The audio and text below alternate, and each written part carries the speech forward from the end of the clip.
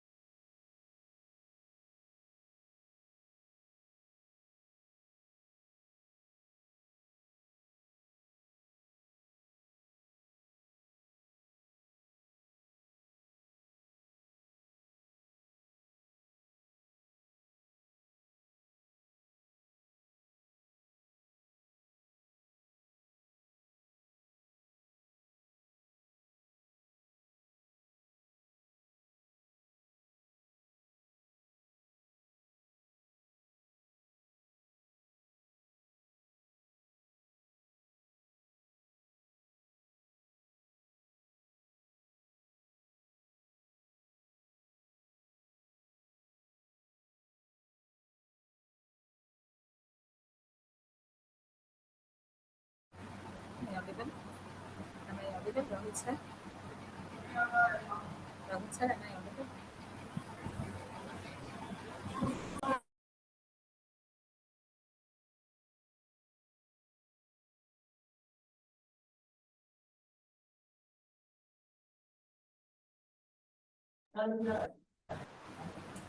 It's okay. It's okay. It's okay.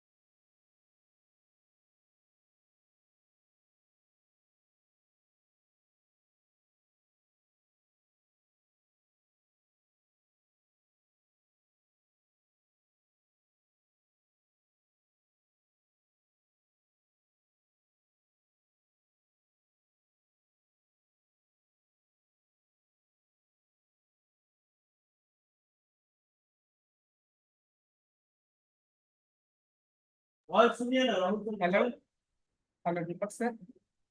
Hello, Deepak sir. Nothing.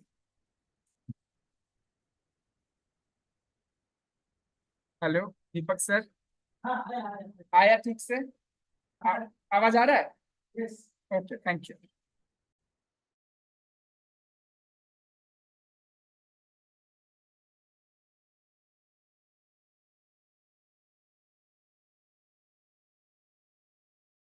Good afternoon to all the participants. So, well,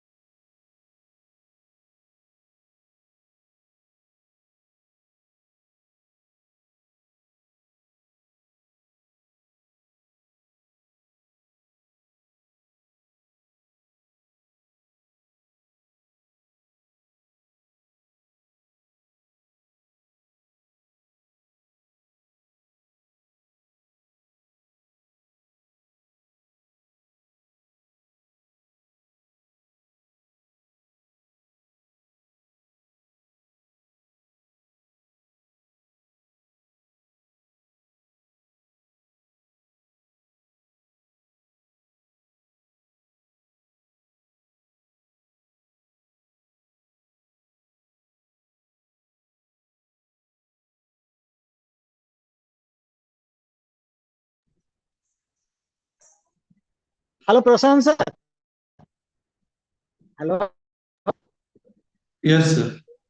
Yes, sir. Kindly on. Okay, sir. Just will formally start, sir. Please. Yes. And sir, up to 5 minutes, some will join sir slowly. So kindly take first 5 to maximum 7 8 minutes slowly. Then ask you sir. Okay, sir. Because Yes, yes. some might takes time. Within 5 minutes, or will join 5 seconds. So let's start officially. Mm. Start the Okay, performance. yes, yes, yes. So thank you, sir. Thank you to all the participants for participating in the faculty development program on applications of communication, signal processing, and robotics for smart cities. So today is the last day, day 6, session 1. The topic of today's presentation is antennas for IoT applications. And the esteemed speaker for this talk is Dr. Prashant Kumar Singh. Before I request sir to commence the session, I would like to have a brief bio sketch of the esteemed speaker. Dr. Prashant Kumar Singh is currently associated with BIT Sindri as assistant professor in the Department of ECE. In past, he served as assistant director in the Department of Forensic Engineering and Instrumentation at Directorate of Forensic Science and Laboratory, Jharkhand, India, as associate professor at University College of Engineering and Technology, Vinoba Bhave University, Hazaribagh, Jharkhand, India, and assistant professor at National Institute of Science and Technology, Behrampur, Odisha, in the Department of Electronics and Communication Engineering. He received the BTech degree in Electronics and Telecommunication Engineering from College of Engineering, Roorkee, India, in the year 2007, and the ME degree in Wireless Communication from BIT Mesa, Ranchi, in the year 2012. He completed his PhD degree with the Department of Electronics and Communication Engineering from Birla Institute of Technology, Mesra, Ranchi, in the year 2018. He has authored or co-authored more than 20 peer-reviewed international, national journals and conference papers, patents, book chapters. He is a potential reviewer of various journals like Progress in Electromagnetics Research, Microwave Optical Technology Letters, International Journal of RF Microwave Computer Aided Engineering, Electronics and Telecommunication Research Institution. His current research interest includes microwave and millimeter wave filters, antennas, sensor, and terahertz systems. With this, I would like to kindly request Sir Prashant sir to commence the session. Over to you, sir. Thank you. Thank you very much. So, first of all, happy Deepavali to all of you, especially happy Dhanteras.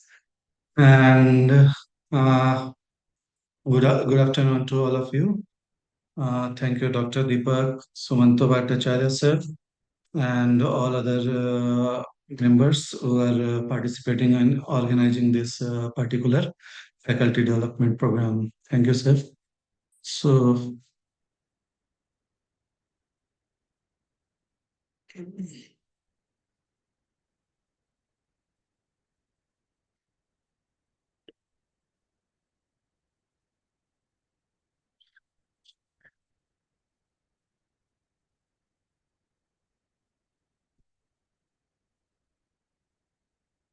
my screen is visible.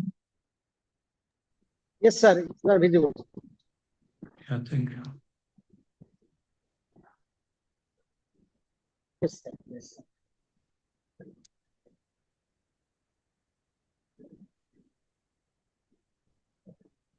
And the PPT slides are moving now.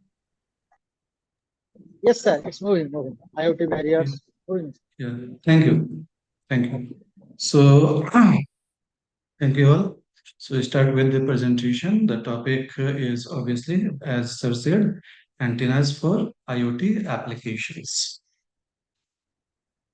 The content of this presentation, as the topic is antennas for IoT applications. So initially we will start with antenna, IoT, antennas in IoT challenges, different type of antennas like that. And finally, if time persists, then we will see one particular antenna designed by uh, a researcher for IoT application. So initially we will see what is antenna. So as you may see here, as per Webster Dictionary, the definition of antenna is it is nothing but a metallic device that may be rod, wire, or in other various shapes for radiating or receiving radio waves. And as per the IEEE standards, this is nothing but a means for radiating or receiving a radio wave. So this is one particular basic actually design of one antenna. This picture is taken from the well-known book of antenna and wave theory from Balanis. Here you may see uh,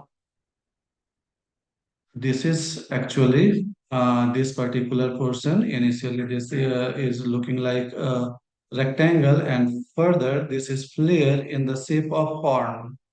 So the rectangular part, this part is a transmission line, you may say, or an waveguide, metallic waveguide, through which the antenna is faded. The hot-shaped antenna is faded. Inside this, you may see these are electric field lines.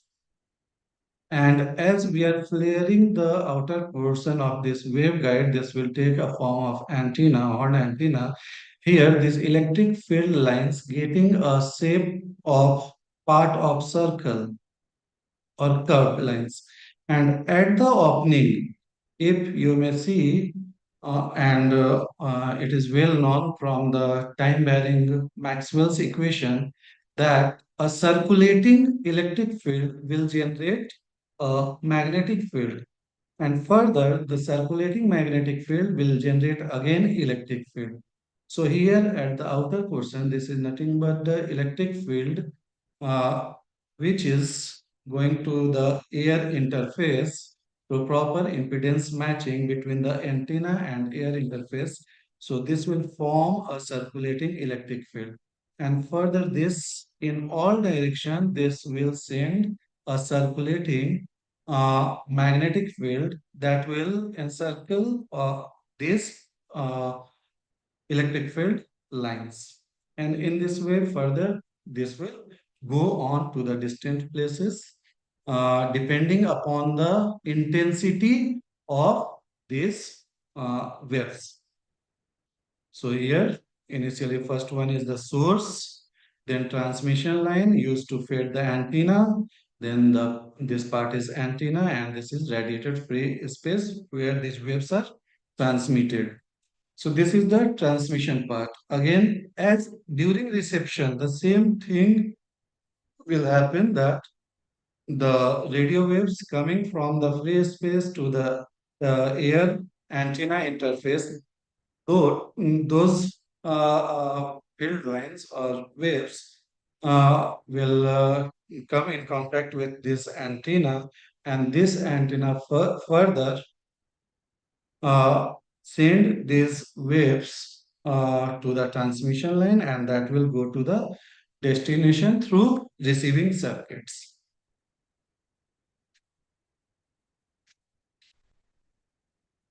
This is some basic about the antenna, how antenna works.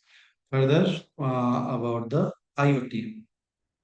So as IoT, you may see here, the MIT Auto ID Laboratory actually coined the term Internet of Things, that is IoT, and traces its roots back to 1999 with the founding of the Auto ID Center, which laid much of the groundwork for the standardization of RFID, that is radio frequency identification. From there, actually, they coined the IoT term and further worked over this and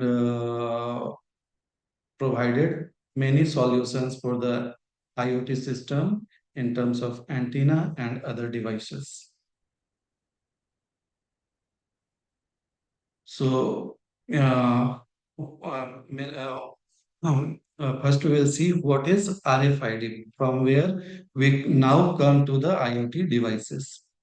So, in RFID, there is one reader section, RFID reader, and another one is the RFID tag, which is connected to the object.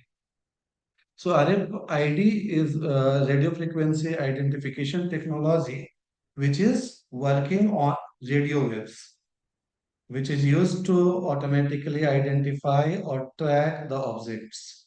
Here, objects can be anything like items in shopping mall. It could be your car, inventory in warehouses, or books in library, etc. It is not only limited to objects, but also this may be connected to the birds or animals.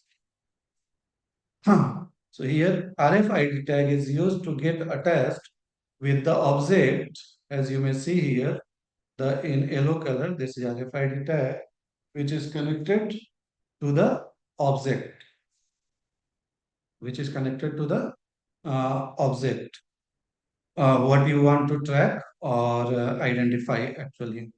So the RFID reader here, this is actually continuously sending the electromagnetic waves or radio waves, as seen in the first picture at top left corner. Uh, when tag come in the range of these signals, when tag come in this in the range of these signals, actually my system is hanging. My audio is clear now. No, sir. It's clear, sir. It's running also. Okay, thank you. So when tag comes in the region of these radio waves, then they revert back the feedback signal to again the RFID reader. So if you see, this technology is very similar to the barcode reader, what you may have seen in your library when some barcode is attached in the book. So similar technology is this one. However, in barcode, you may detect or track only one object at a time, and this is related to the line of sight communication. However, in RFID technology, the number of objects can be tracked at the same time, which are coming in the region of these radio waves. So you may track multiple items, multiple objects at the same time using this. Uh, Further about the RFID tag, they may come in actually they are of generally two types or three types you may say. One is active RFID tag, another one is passive RFID tag, and third one is also that is semi-passive RFID tag. So the difference is with the incorporation of power supply in these tags. As in active RFID tags have their own power supply for the system to work, and in passive RFID tag, actually there is no any own power supply. So these rely on the signal, means passive RFID tags rely on the signal coming from the reader. So the range is obviously less as compared to the active tag. Now looking towards the RFID readers, it comes in the many size and shapes. As you may see here, this is handheld RFID tag, sorry, RFID reader. However, also you have seen in some shopping malls with the RFID reader of the size of the door through which you are coming inside and going outside. And generally, it is present at the exit door. So this is about the RFID reader. And RFID tag is also comes in various shapes and sizes. In terms of RFID tag, you may see even in the size of or coming with the like key or credit card type of RFID tags are also available. Uh, so the further how it actually works. So you may see here, this is the general, very basic block diagram of RFID reader, and this is the block diagram of RFID tag. So here RFID reader, there is two antennas, transmitting and receiving antennas. The transmitting antenna is connected to the RF signal generator, which generates actually a RF signal, which is transmitted through this antenna. And these are the actual carrier waves, which is further modulated in RFID tag, and that is sent back to the reader, RFID reader. So those are what is further transmitted by the RFID tag or reflected back after modulation. Those are actually feedback signals, and those coming to the receiving antenna. This receiving antenna receives this modulated signal, which is further sent to the receiver signal, receiver section of the RFID reader, and this is further connected to the microcontroller for data analysis or data processing, or directly to the computer system.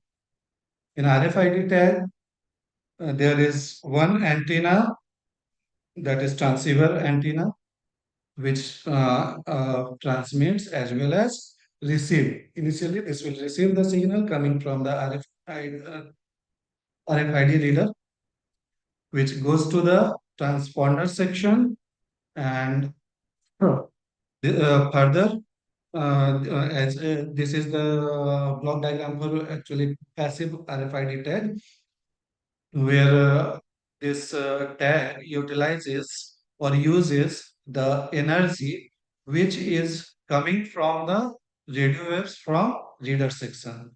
So those radio waves further gone through the rectifier circuit, where the energy is stored in the capacitor, which is used for the power supply to the RFID tag.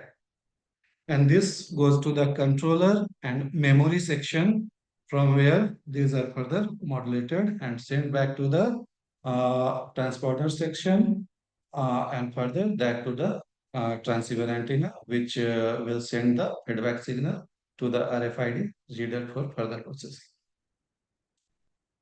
So this is the frequency of operation for RFID technology. This comes in LF, low frequency, high frequency, and ultra high frequency, with the band allotted of 125 to 134 kilohertz. High frequency 13.56 megahertz, band is not given here actually. And ultra high frequency in the range of 860 to 960 megahertz. And the range is given here. That is up to 10 centimeter for low frequency.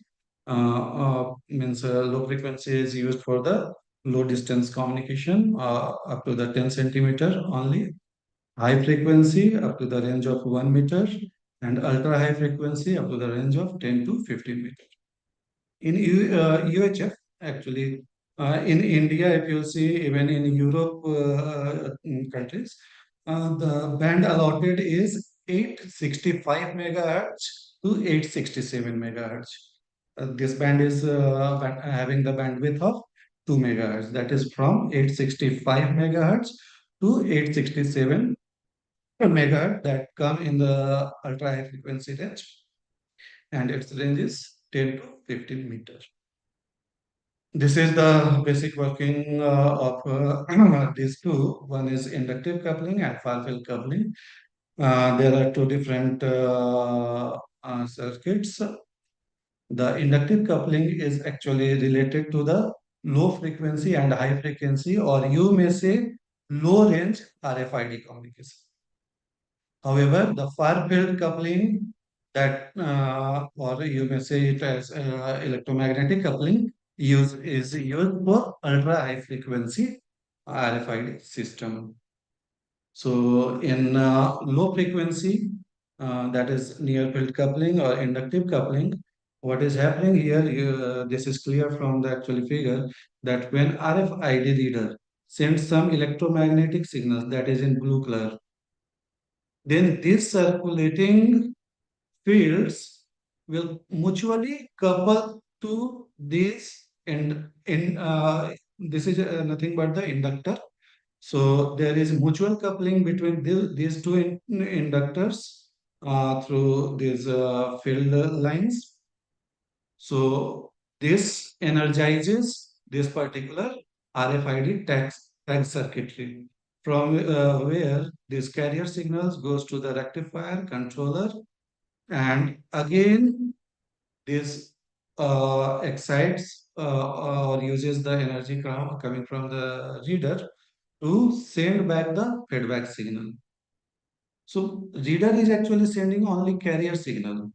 Further, how data is recovered from the reader section or analyzed from the reader section is that here there is whatever data is available in the RFID tag. From that data, using that data, the load switch is switching off and on. So this switching off and on modulates the carrier signal. That is called as the load modulation. So this modulated signal sent back to the reader section, and from this modulation, after the reader will demodulate this modulated signal and get the data of the RFID tag. However, in far field coupling, here electromagnetic field coupling is there. Here RFID reader sends electromagnetic waves in the space. When the tag come in the vicinity of the reader, then this reader receives the signal coming from the RFID reader, which is continuously sending electromagnetic waves, and those electromagnetic waves coupled through this antenna to the of the tag, and this will go to the rectifier controller and further load, and this will send the modulated signal to the RFID reader, and these signals are nothing but the backscatter signal. Now here how modulation is happening, that the intensity of the waves that is received by the tag is dependent upon the impedance matching of this load. The impedance matching is much good. The intensity received of the signal, received signal, will be good. And if that is bad, then that is also received intensity of the received signal bad. So the intensity of received signal is varying by varying the load here. And those will send the backscatter signal, modulated signal, to the reader, which is having different intensities. From there, the data is recovered through the reader of the tag.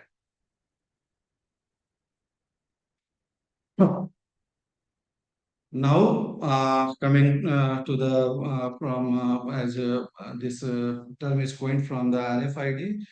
So I have shown something about the RFID. Coming again back to the Internet of Things scenario. Uh, so in 2007, now it's 2025, and many of us will equipped even with the various IoT systems. But we'll go back to that. We'll see the Internet of Things viewed as a network for communicating devices and based upon 4 degrees of sophistication involving. But actually, Internet of Things is not limited to only the communicating the devices, but this is now machine to human, human to machine, and many other things are well equipped with the Internet of Things technology. So here, these 4 degrees are purely passive devices, RFID, that yield fixed data output when queried.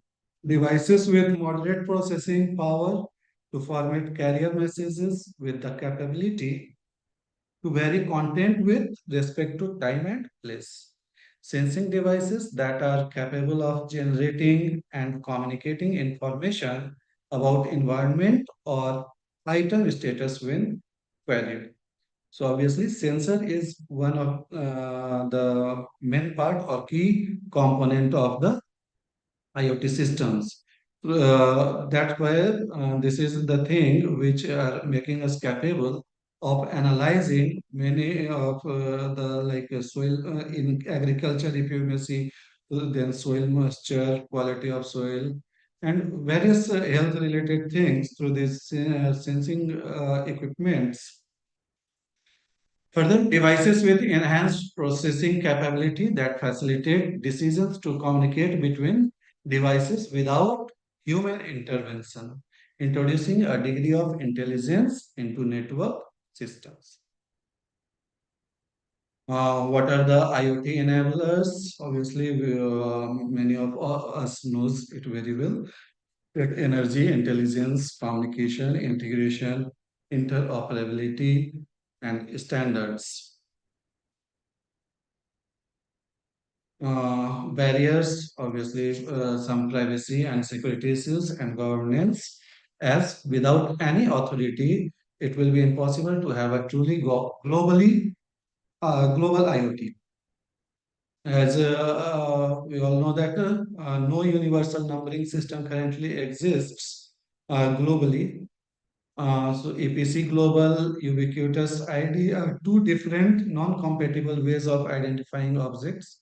There is a need of keeping governance as generic as uh, uh, uh, uh, generic as possible. One authority per field will certainly lead to overlap, confusion, and competition between standards. For example, EPC Global architecture has a single point of failure and control. So where Assign as the records of all the numbers and can track where any object is. Hmm. Uh, now, what would be the governance of the IoT is an open question. Will it be a state-led agency or a group under the supervision of the UN, United Nations, or an industrial consortium? About the privacy and standards. Public acceptance of IoT will happen only when strong security solutions are in place. The standards must define different security features to provide confidentiality, integrity, or availability of services. The issues related to identity of people must be dealt with in politics and legislations. Now, some applications are here. However, there are many more applications available and researchers are working on. So these are some of the IoT applications which is used in manufacturing, logistics, and related retail sectors, energy and utility sectors, intelligent transportation systems, environment monitoring systems, home management and monitoring, smart homes, industrial automation, healthcare, agriculture, environmental monitoring. Now, antenna in IoT, obviously in figure you may see there are different type of antennas are available which are connected to the IoT systems. As here you may see what is the significance of antenna in IoT, overview of IoT applications, connectivity role of the antennas. Actually, antennas serve as the critical interface between IoT devices and the communication networks, enabling data transmission and reception essential for device functionality. IoT applications span various sectors, including smart homes, healthcare, agriculture, and industrial automation, each require tailored antenna solutions for optimal performance. Means there's no only one solution or one antenna that you may use for any IoT applications, as different applications are concerned with different frequency. Obviously, very first thing. So if frequency of operation is changes, then obviously the type of antenna will change. Even these IoT antennas may be used in the railway station or urban areas where population is very high, or maybe in rural areas. So if one is using these antennas in the urban areas, then obviously directivity is one of the issue. However, in rural area, you may use the omnidirectional antennas for the IoT technology. Coming to the connectivity, antennas obviously facilitate reliable connectivity by ensuring that IoT devices can communicate effectively over varying distances and environments, impacting overall system efficiency. What are the then challenges? There are different type of challenges, obviously, like size and integration, performance and interference challenge, cost and production challenges. So obviously, we are talking many times about the miniaturization of the system, IoT systems and other things. But obviously, there is um, a limit of miniaturization. You can't miniaturize as much as you want. That miniaturization is means, obviously depends upon the what type of manufacturing technology one have, uh, and what type of application one is dealing with. Like if you want to send the signal to a distance place, then you need high intensity or high energy. At that time, you can't use very small like patch type of antennas. But when you are dealing with small signals, then obviously you may use patch antenna or miniaturized antennas or chip antenna. So component proximity means the component what you want to communicate with is in which type of scenario, environment, at what distance your IoT devices are available. Those are also one of the challenge. Another thing, wearable devices. Like if you are looking means what means some IoT device you want to attach with your body, like in hand, then the shape of the antenna you can't use as a plain shape or flat shape of very large size. So you have to deal with the flexible or conformal designs for that. About the performance and interference challenges, you have to look towards the impedance matching between the antenna and other connected things, as well as antenna and the channel. Again, multi-band operations, there are various times you may come with that you need the multi-band, deal with the multi-band signals for different uh, IoT devices. Also, interference is one of the key issue uh, in communicating with the device. Signal propagation, what type of environment is there. Uh, Again, everyone is looking towards the cheaper devices. So cost is another challenge, and how any device what you have designed is how much durable. So for dealing with these challenges, some of the solutions are for like durability. You have to look towards the what type of materials you are using to design the antenna. Another solution is for miniaturized antenna fabrication. 3D printing nowadays is a very good technology, which is used for obviously various other things also.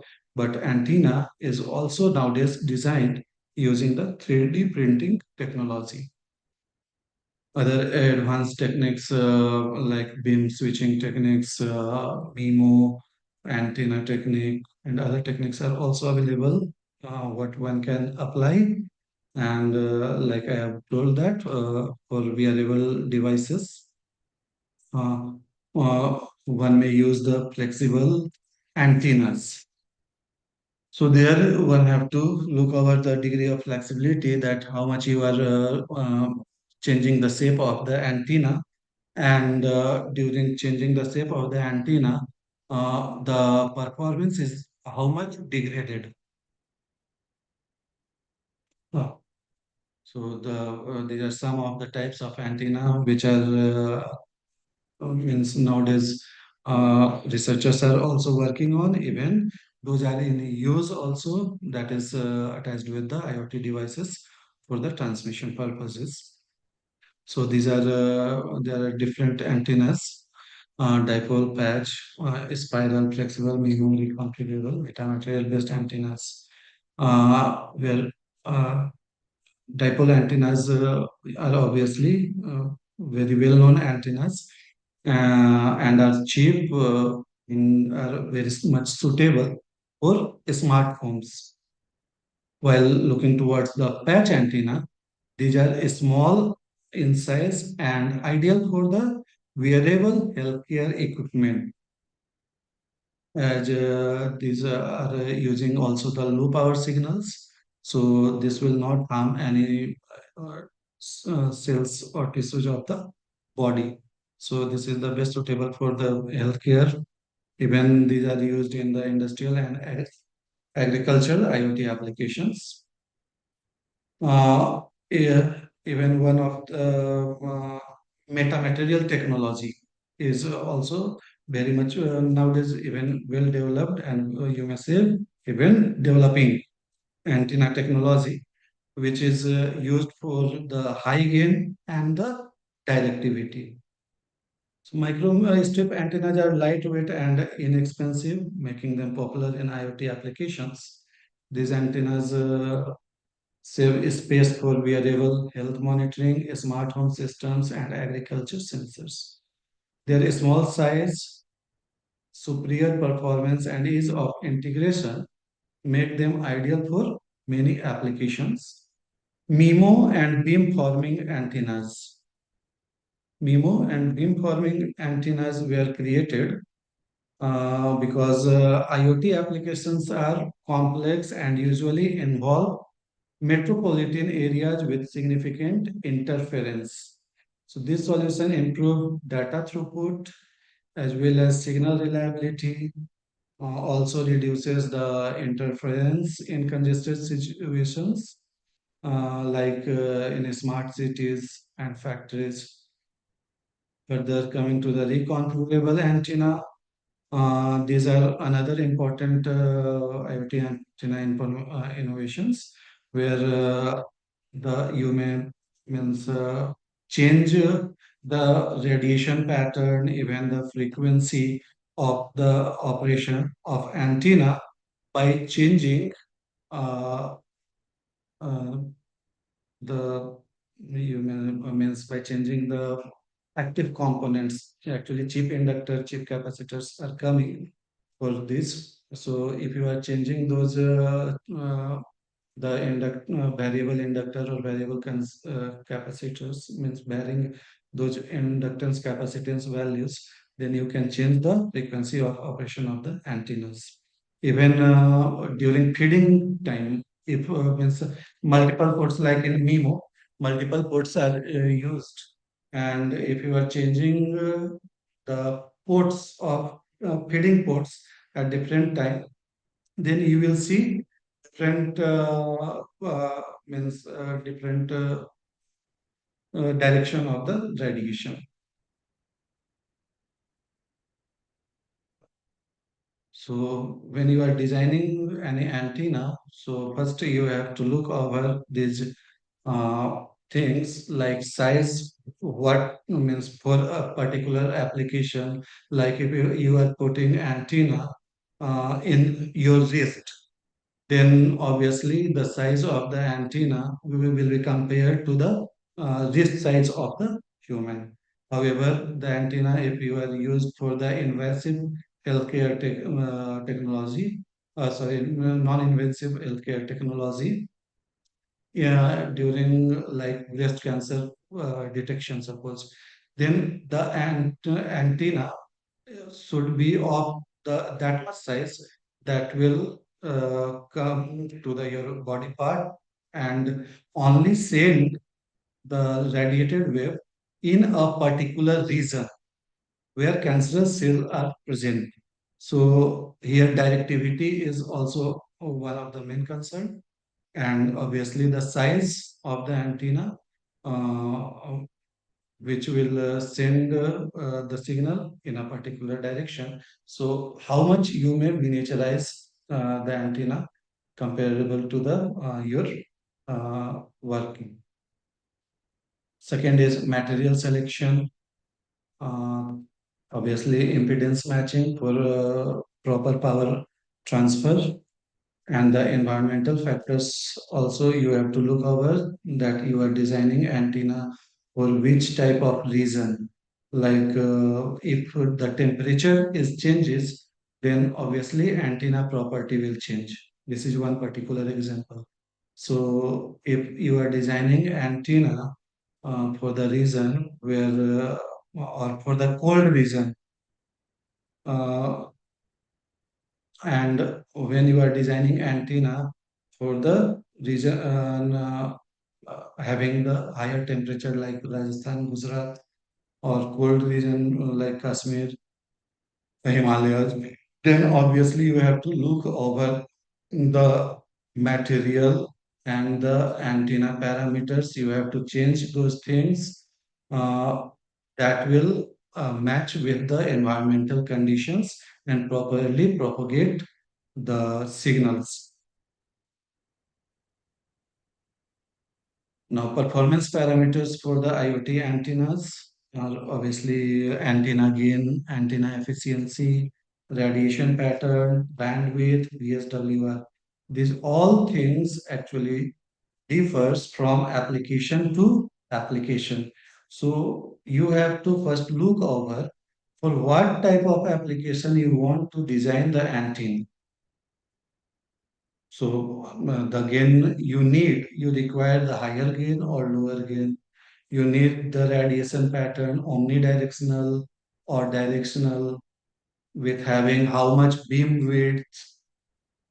Beam width means the flare of radiation pattern in broader side.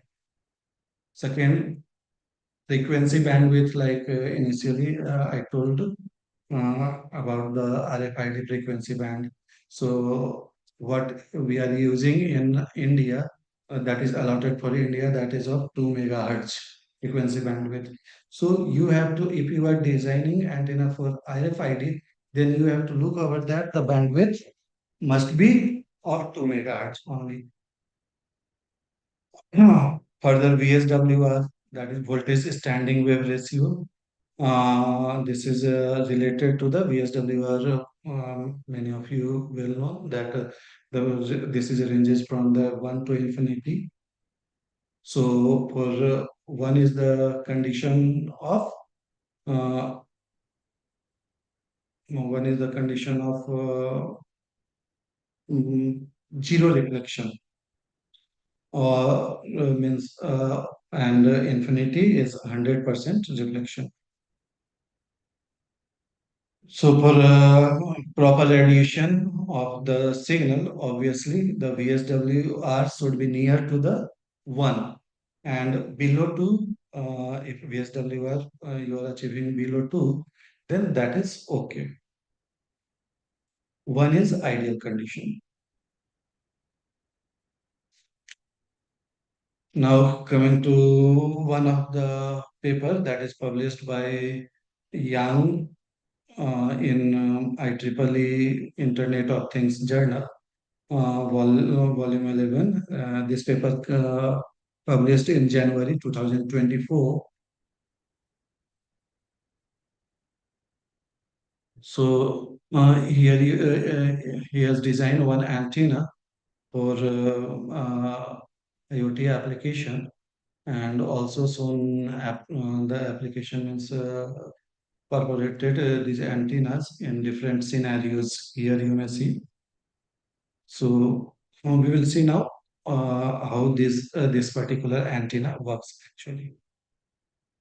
So this is at the top corner. This is the complete antenna structure without lens. We will see what is lens and what it things. So here in this particular design, yes, here in this particular design, uh, here is one in yellow color. This is nothing but the uh, trace of the metallic trace that is over substrate or dielectric, that is substrate 1, that is in gray color. This is attached with this. As you have seen in PCB board, there is the PCB board comes in two-sided PCB or single-sided PCB. In two-sided PCB, there is a trace of copper at the top level, below, and at the also bottom level in two-sided PCB. And in between these two copper traces, there is a dielectric material. Uh, so you may consider that one, that the top yellow color trace, or this is also called as patches. So this is come after the etching of the other copper part of the top surface of the substrate. This is the dielectric, and in the back side of this substrate one, the metallic conductor is totally etched. However, in single-sided PCB comes with only top layer of copper, and below which there is only dielectric material. If that one is using, then only you have to etch out the top surface as per the structure you are using for the antenna structure. So here in this particular figure, in the left top, that is figure A, this is the metallic patch, that is horizontal patch, attached with the substrate dielectric material, that is substrate 1. And there is another substrate 2 is used at the bottom, which is used for feeding the antenna structure. We will see later. So now these two substrates, substrate 1 and substrate 2, is attached with some adhesive. Many of persons are using adhesive or some other dielectric bonding film which bonds this substrate 1 and substrate 2. So this is the top surface of this particular antenna structure where these yellow patches are present. Now here, these patches are further connected through these metallic vias, brown colored, which what you are seeing here, rod type structure, brown color. This is nothing but the metallic vias, which is connected from this uh, top horizontal patches. and this uh, goes back to the ground plane. Now, there is also, you are seeing here the cross slot, this cross slot. And in this particular figure, you may see the cross slot properly, which is in white color. There is cross slots having the dimension of length LCO of one slot and width of WCO. This slot is provided to couple the signal from the ground feeding structure to the antenna or these vias. So these brown circles are nothing but the metallic vias connected back to the ground plane.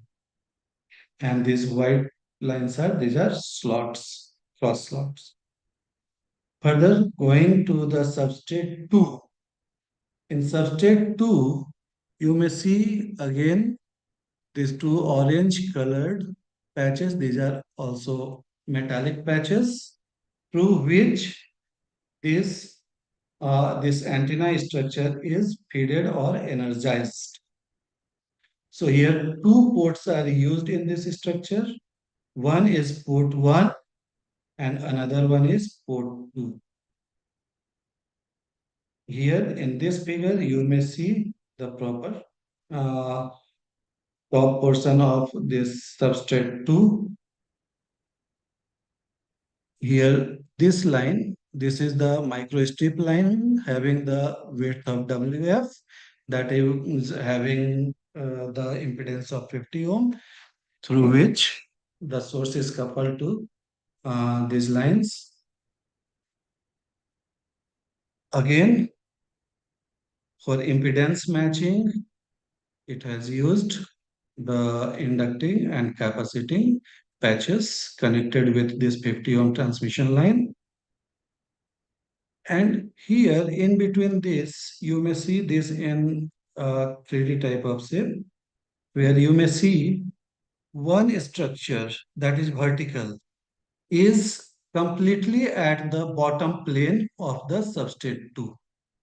This metallic conductor is completely in the bottom plane, that is in the X direction. And in second transmission line, they, there is one particular slab of conductor is attached to the top of the substrate 2, such that these two will not connect each other. These two cross-feeding lines will not connect to each other. They are separate.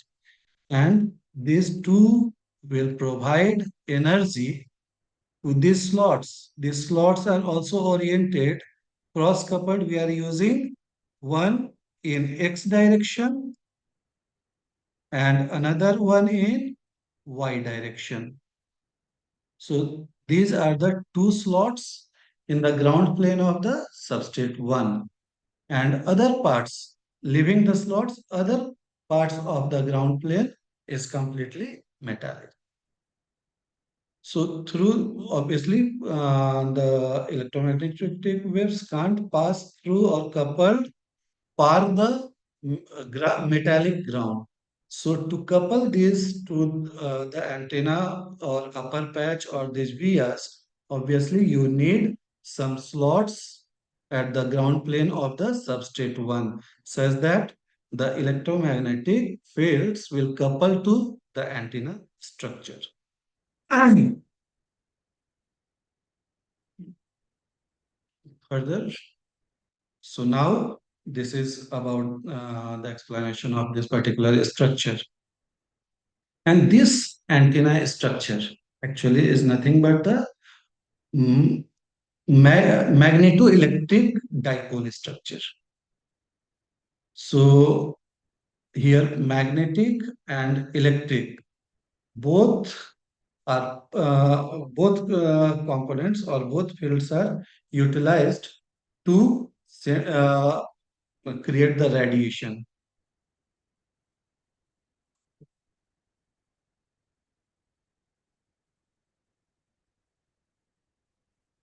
Uh, So this is nothing but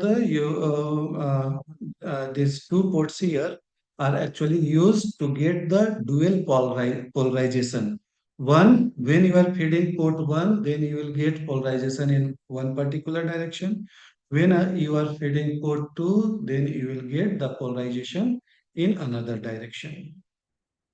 So from this, you you may see that if the ports you are providing power at different port, you may switch the beam to different persons or different users. So how these two are happening? You may see here the field lines. This figure particularly, from here you may see how the magnetic current density and electric current density, that is JE and JM, are developed when you are exciting the port 1. So when you are exciting the first one here in mid at top, these two structures, here you may see the current distribution over the patches at time t is equals to 0. And this is the current distribution at time t is equals to t by 4. And these two are nothing but the electric field distribution at these two times t is equals to 0 and t is equals to t by 4 when port 1 is excited. Here I am talking about the port 1. So when port 1 is excited, so initially if you will see at time t is equals to 0, the current level is maximum here in this rectangular box. You may see different colors shows the different current density. Uh, so the maximum current density is having the red color. So in figure A of figure 2, you may see the surface current density is maximum inside the structure or at the inside is of the patches and minimum at the outside is of the patches. So as minimum current density at outside patches, so obviously there is no any radiation or no current will form at the edge of the antenna. So no radiation. And if here at time t is equals to t by 4, after some time, if you will see, this is the current distribution. And here you may see the this is the red colored arrows shows the maximum current density at the outer edge of these patches. This will develop current density that is shown by JE, electric current density. Here again, you may see the red colored lines. This will form JE components. Here, obviously, minimum field current distribution at the outer edge. But in total, if you will see, the current density is towards the x direction. Now, looking towards the these two figures, at t is equals to 0, these figures actually shows the electric field lines that is developed between the VRs. Like here, you may see there is one VR, another VR. Uh, so obviously, when you will feed the structure, the electric field lines also coupled to these two vias and will be directed from one via towards the another via. So here these are current distributions that will develop the electric current density, and here these field lines, these are again electric field lines. And these field lines, if you will see, is the direction of field lines, and you will apply the curl equation or thumb rule, then you will see the magnetic field lines here is along this particular direction that is shown in this figure, JM upper. And here the magnetic field lines will be along this particular direction. And obviously, the magnetic current densities are also towards the magnetic field lines. So here in this figure, you may see at t is equals to t by 4, the red colored arrows shows the maximum field distribution. However, at t is equals to 0, this colored shows that there is not much electric field available. So at t is equals to 4, as there is maximum electric fields available. So you may get a proper magnetic field current, and this current is towards the y direction. Magnetic field current is towards the y direction, and electric field current is towards the x direction. So from here, obviously, that these are perpendicular to each other, and these two will develop a electromagnetic fields.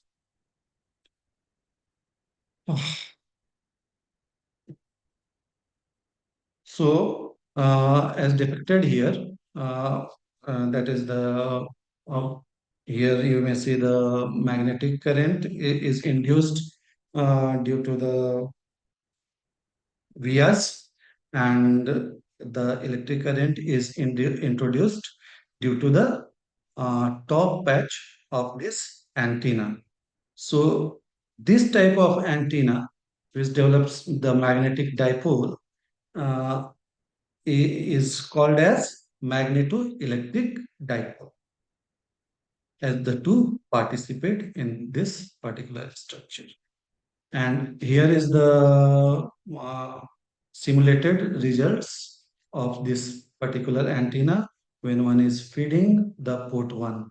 So the broadside array, broadside radiation pattern you may see is in the x direction.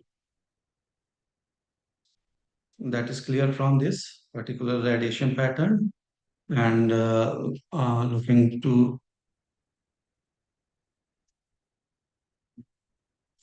this is the simulated result of the S parameter and gains. The radiation is obviously shown by the S11, that is well below the minus 10 dB. Again, S21, if you will say, that will show the isolation between these two ports, means when you are feeding through port 1, then there should not be any field coupled to port 2. That is shown by this particular, that the two ports are properly isolated, as in 30 gigahertz to 40 gigahertz region you may see this is well below or in the range of minus 20 dB. That shows the isolation. And gain of this port 1 uh, port 1 and port 2 are shown by the red and black lines. So black one is related to the when you are feeding the port 1, and red line is when you are feeding the port 2. So the gain of the antenna is in 30 gigahertz range is well about the 10 dB. Further, so here you may see, as I have told, that this is the radiation pattern for port 1 and port 2.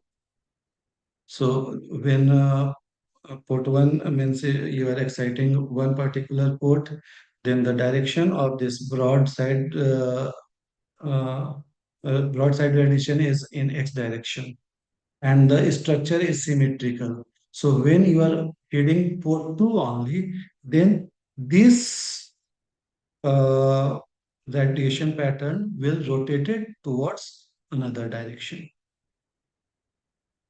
Using this concept, the researcher or writer of this paper actually utilized six of these antennas here in hexagonal geometry shape. This is antenna 1. This is nothing but this complete structure. This is antenna 2, antenna 3, 4, 5, and 6. Using these six antennas, the author has achieved the multiple beams.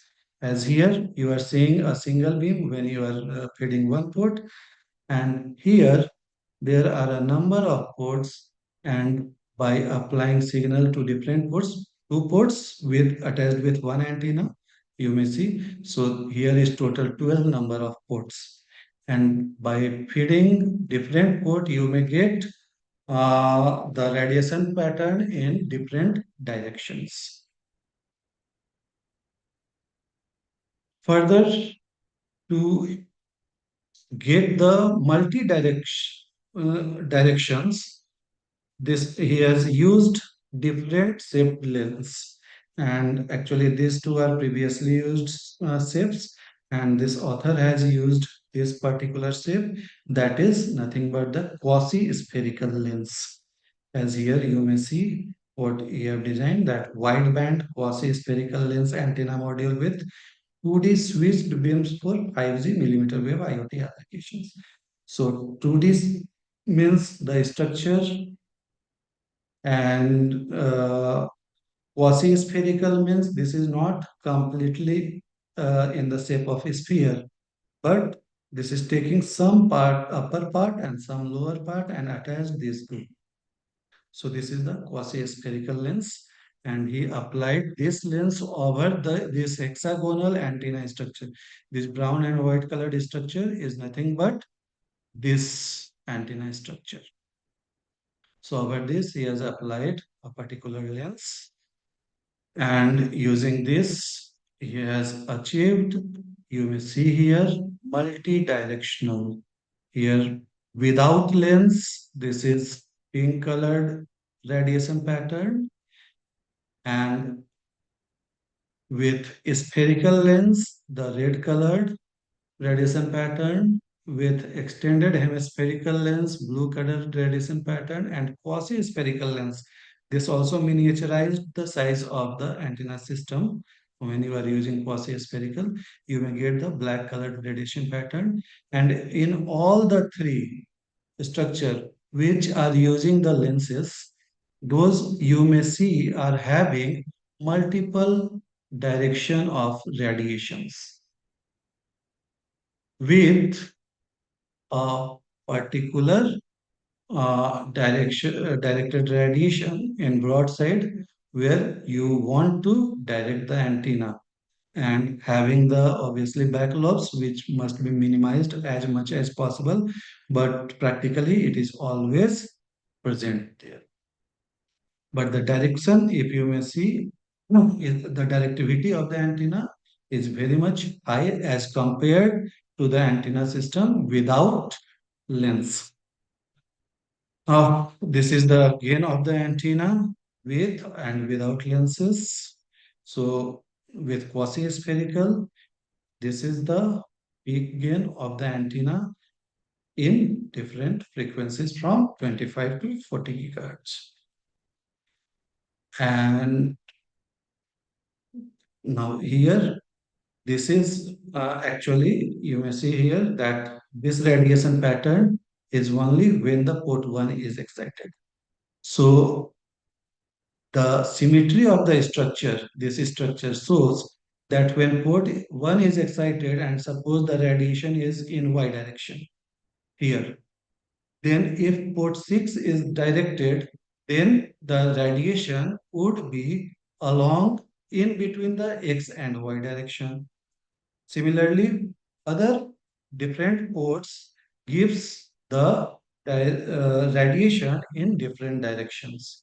So combining all those, you may see the radiation pattern of this antenna when exciting different ports. So these all are merged together. So you are having, you may see there are different colors of the broadside radiation. So it may cover the whole 360 degree by changing the heading of this antenna. So you may see here, this antenna is for testing purpose, used in a small airport where multiple users are present there, and this antenna system provides different users with different actually feeding structures, or you may say different radiations. So one is for one particular user, another is for another particular user. It is for different, also this may be used in different, here one car is shown that this car may communicate at the same time with different IoT systems at a particular same time. So here time is also over, I think. So here I'm closing the conclusion and future trends. So in conclusion, antennas are foundational to the success of IoT applications, influencing the connectivity, performance, and user experience. The insights shared today uh, underscore the importance of understanding the various types of antennas, their design considerations, and then performance metrics.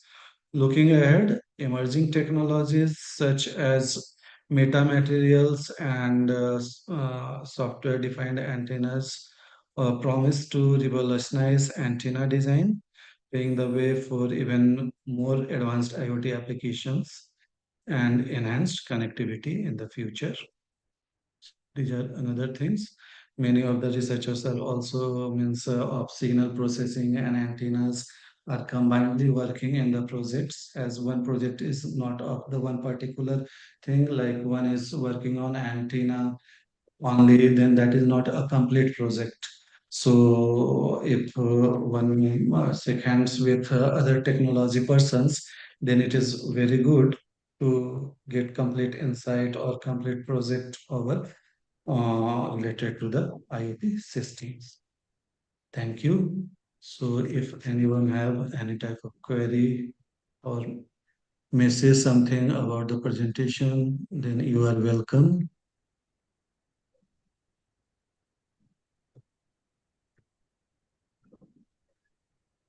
Anyone want to inquire anything or ask anything, please ask question. Yes. Hello, sir.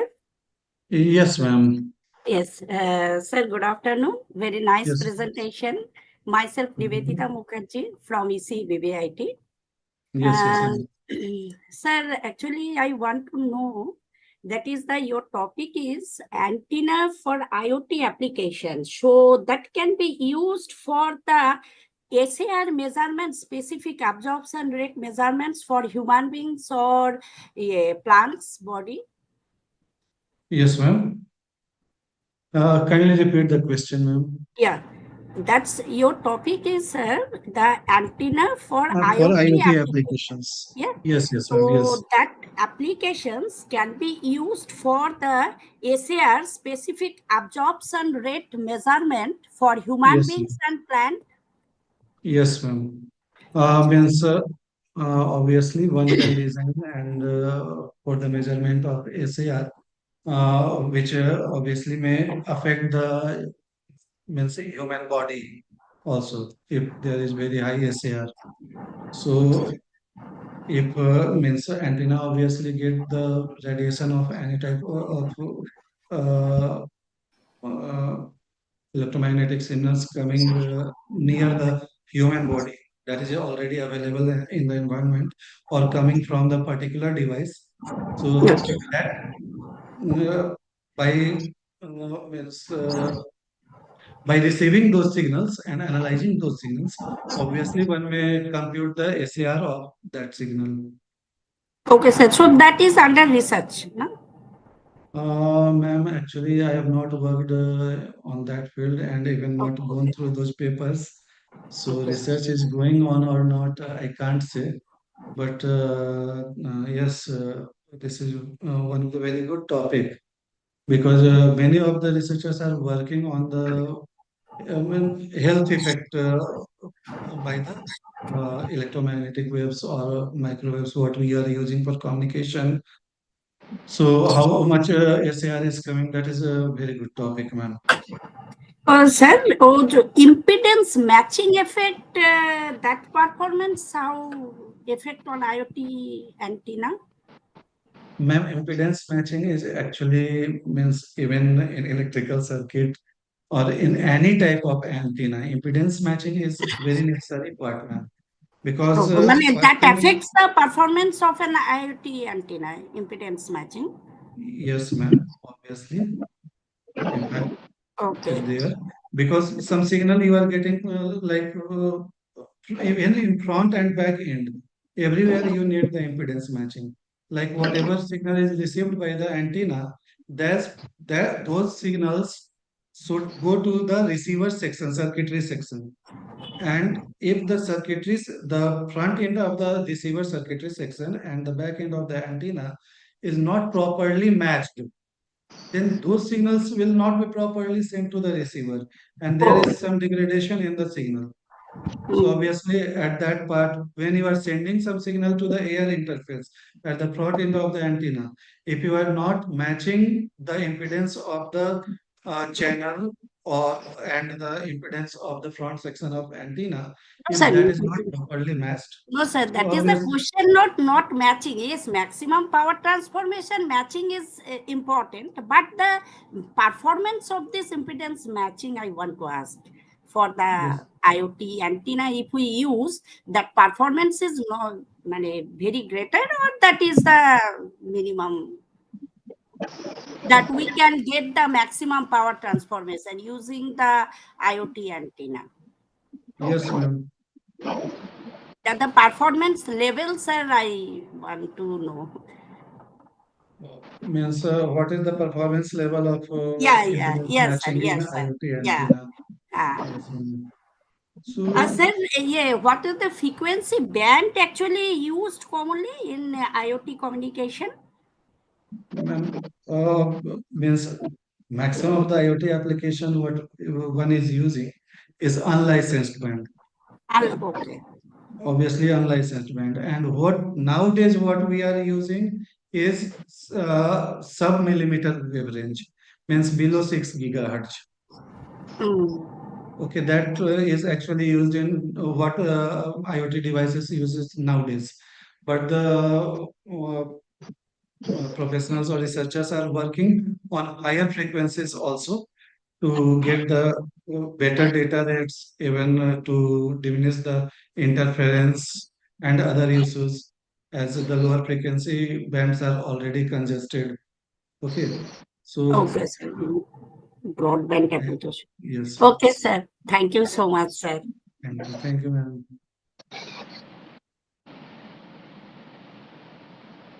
Deepak sir. Any other want to ask anything? Sir, regarding fabrication or testing, is there anything Who? like a collaboration with your institute or something Hello, Deepak regarding sir. fabrication point? I'm telling sir. Fabrication pointing. हाँ sir. क्या question है actually उनका clear नहीं आ रहा है आपके पास आ रहा हो तो बताइएगा Sir, I am asking regarding fabrication, sir. Yes yes हाँ Fabrication of obviously antenna or testing of antenna. Yes sir fabrication and testing of antenna Is there in BIT whether it's a something you yes sir, that I'm asking. Suppose my student are doing so simulation they have done. They have very good design. For fabrication or testing, can we take some help from you? That I'm asking exactly. Sir. No sir actually we are also going to the ISM Dhanbad for that Okay. Purpose and we are sending some designs to the other. Also, there are some in Bangalore fabrication facilities are there. So by paying some amount to them, we are getting those results, testing results, and all this. Okay. In BIT Misra, that is available. VIT misses. Sir, regarding testing, your information must have no, sir. Regarding testing, VNA, Yes, etc. yes. There, sir. Regarding testing, I am saying that in BIT Misra, testing Okay. facility as well as fabrication facility is available. And in BIT similarly, fabrication of planar structures, fabrication facility is available in BIT similarly, but testing facility is not available at here.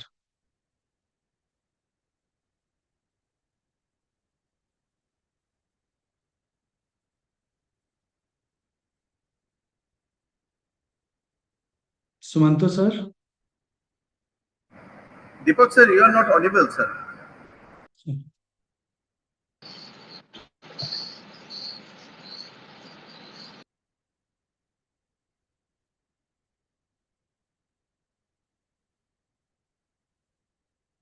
Deepak sir, Deepak sir, do you want to ask any question more? Yes. Okay, sir. Okay, now. Understood, sir. Anybody want to interact with our speaker?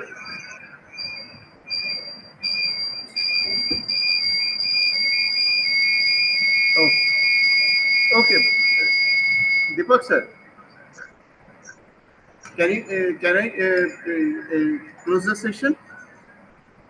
Yes, yes, yes. Okay. Thank you, Prashant sir, for giving us precious time from your work, scheduled work. And this is the last day, sixth day of our FDP. And we are Yes, very yes. opportunistic that you have, as we have received you as a speaker.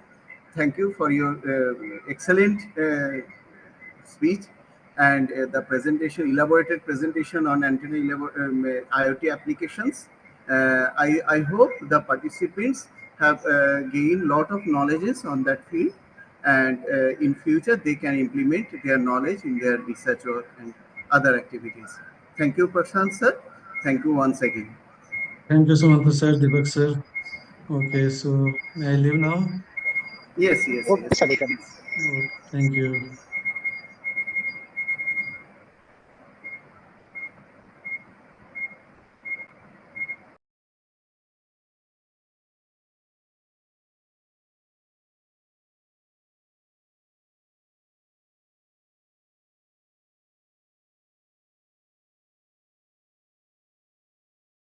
से हुआ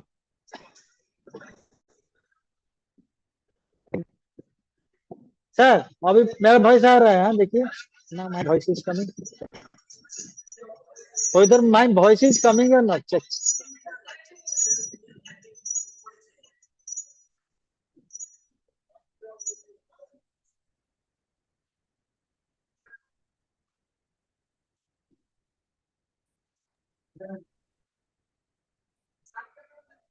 अरे वो है कि नहीं पहले देखिए sir हाँ सर है hello sir good afternoon sir hello Praveen Good sir afternoon, good sir. Afternoon Sir, actually namaskar. हाँ Namaskar. नमस्ते सर नमस्ते some technical issue was there okay sir Okay, just okay, now okay. our first session was completed sir just Yeah, 1 minute back yeah. I I think was you there. just now entered sir Yes, yes. I was there for last 5 minutes. I was also okay attending that antenna session. okay sir fine Okay, that was thank you good. sir so just after 1 minute we will start officially sir we will take Okay, 1 minute okay, okay, okay, fine okay.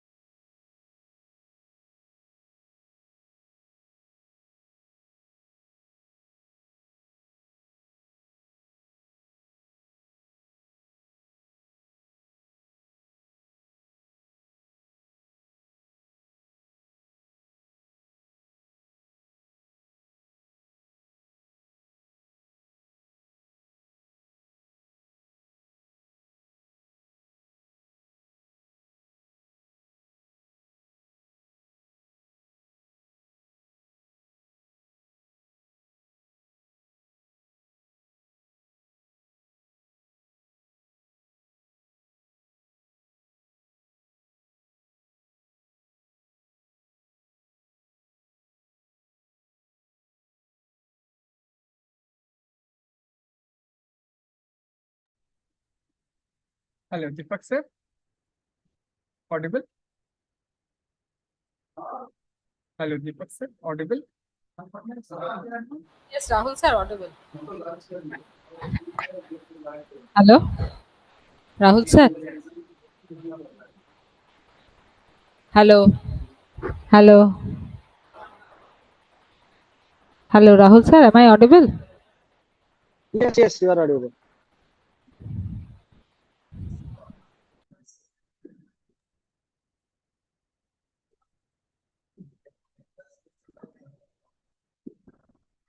So, Praveen sir? Yes, sir. I'm Start. there. Yes, I'm there. Sir, we'll start just 1 second. Okay. Ah,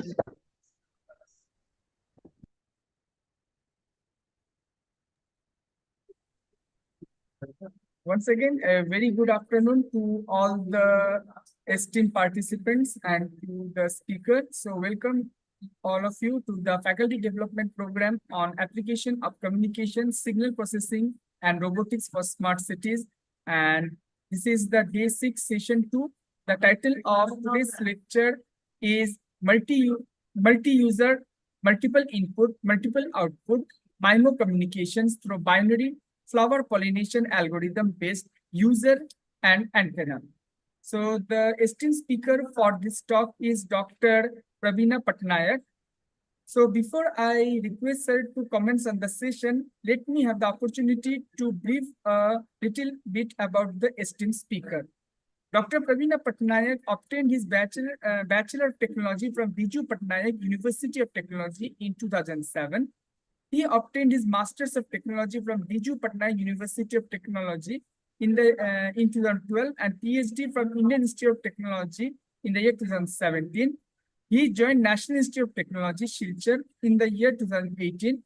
Prior to this, he served as Kalinga Institute of Industrial Technology, deemed to be university, as assistant professor during from February 2017 to May 2018. He also served National Institute of Science and Technology during the year 2010 to 2013. He also had been around 3 years of industrial experience as lead engineer in HCL Technologies Limited from the year 2007 to 2010. He is a fellow of IIT, a senior member of IEEE. He is the gold medal winner of MTech degree. He had also received the high value for PhD fellowship during his PhD tenure. He has received the Best Poster Award in Research Scholar Day in the year 2016 at IIT Patna. He has also received the Best Paper Award for the IEEE International Conference Act 2020.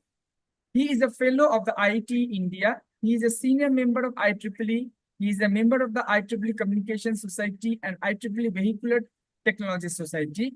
His research interest comprises wireless communication, MIMO, massive MIMO communication, smart grid communications, soft computing, antenna retina design for wireless communication, applications of machine learning for wireless communication. Dr. Patnaik is currently working on 2 projects for Ministry of Electronics and Information Technology, Government of India. Dr. Patnaik has authored and co-authored more than 50 peer-reviewed leading journals, international conferences, and book chapters, 6 patents also published and granted on his name.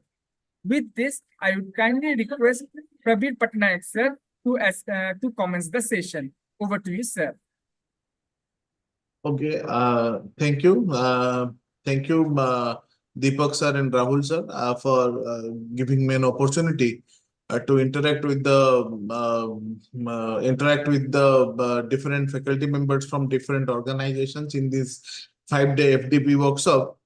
So, as due to some personal issues, I have shifted my schedule from 12 to 18, and I'm lucky that the organizers have accepted it. So, let me start with the today's presentation.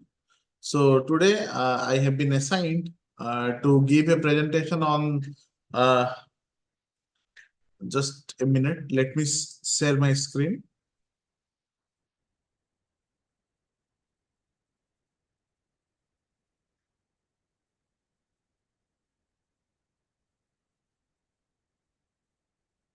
Is it visible to the participants? Yes, sir. Yes. Yeah, okay, thank you. So the today's talks title will be multi-user MIMO communications through binary flower pollination algorithm based user and antenna scheduling.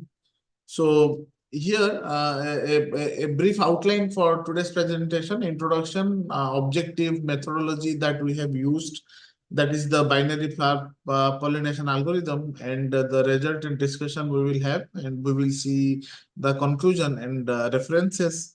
And after that, if anyone is having any question or any query, then you are most welcome to ask those queries. So just directly going to the topic. So depending on the total number of antennas at the transmitter side and the receiver side, we can classify the entire communication systems into four categories. Like first one is CISO. CISO stands for single input, single output system, where the transmitter is having single antenna, receiver is also is having single antenna. So here I am having a small table kind of thing where I'm just showing the number of transmit antenna and number of receive antenna. For CISO, it is 1 and 1. For SIMO, we will be having single antenna for the transmitter side and we will be having multiple antennas for the receiving side. So here I have written it 1 and N. So capital N I am using to represent the total number of antennas at the receiver side. The third kind of communication system that we can encounter is MISO, multiple input single output system, where we can have multiple antennas at the transmitter side, but single antenna at the receiver side, that I have shown as capital M. So capital M is the total number of transmit antennas at the transmitting side, and 1 is the number of antennas at the receiving side. Then the most generic one is the MIMO, where MIMO stands for multiple input and multiple output system, where we are having multiple antennas, capital M number of antennas at the transmitting side, as well as multiple antennas, capital N number of antennas at the receiving side. Now, what is the reason that we need to have multiple antennas instead of single antenna? As far as when we see the conventional communication system, where we are dealing with mostly CISO communications and systems, where the transmitter is equipped and receiver is equipped with single antenna. But if we are having single antenna, then that may lead to a more delay in our communication, where we need more time to transmit a fewer bit of data from transmitter to the receiver. When we go for multiple antennas at either transmitter or receiver, or both transmitter and receiver, we will be leveraging few advantages. Those advantages are, the first one is the multiplexing gain. This multiplexing gain is the method by which we can increase the capacity and the spectral efficiency of the given communication channel, but at no additional power or no additional bandwidth expenditure. So the system is able to carry more than one data stream over one frequency over one time period simultaneously. So this multiplexing gain is helping us in transmitting more number of data or more number of data bits simultaneously from transmitter to the receiver as compared to a CISO system.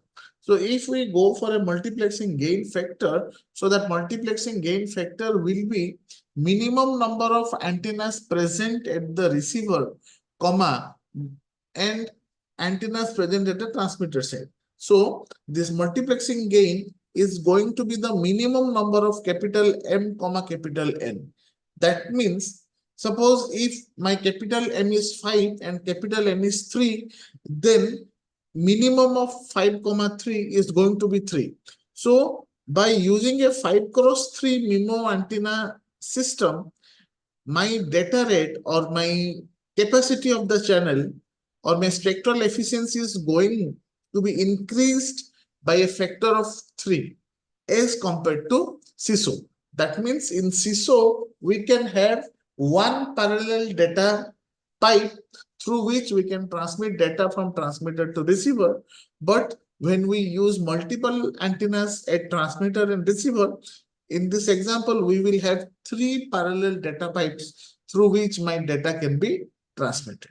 So by this multiplexing gain, and this multiplexing gain is also specifically, this multiplexing gain is also known as spatial multiplexing gain.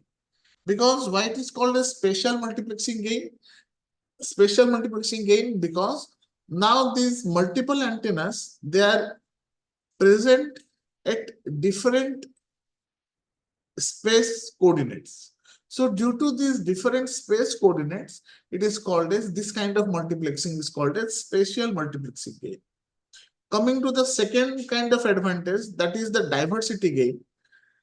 In CISO, there will be only one data path which will be existing between from transmitter to receiver. But when we go for MIMO, there will be multiple data streams. There will be multiple data paths that can exist from the same transmitter to the receiver. So for any reason, for any physical obstruction, for any electrical obstruction, if the path from the transmitter to the receiver present in the CISO system goes wrong, then we do not have any backup data path through which our communication can be carried out. That means if that path is having some problem, then our communication is going to be stopped. But in MIMO, where we have multiple multiple data paths existing from the transmitter to the receiver, we can have capital M cross capital N number of different data paths through which our communication can be done.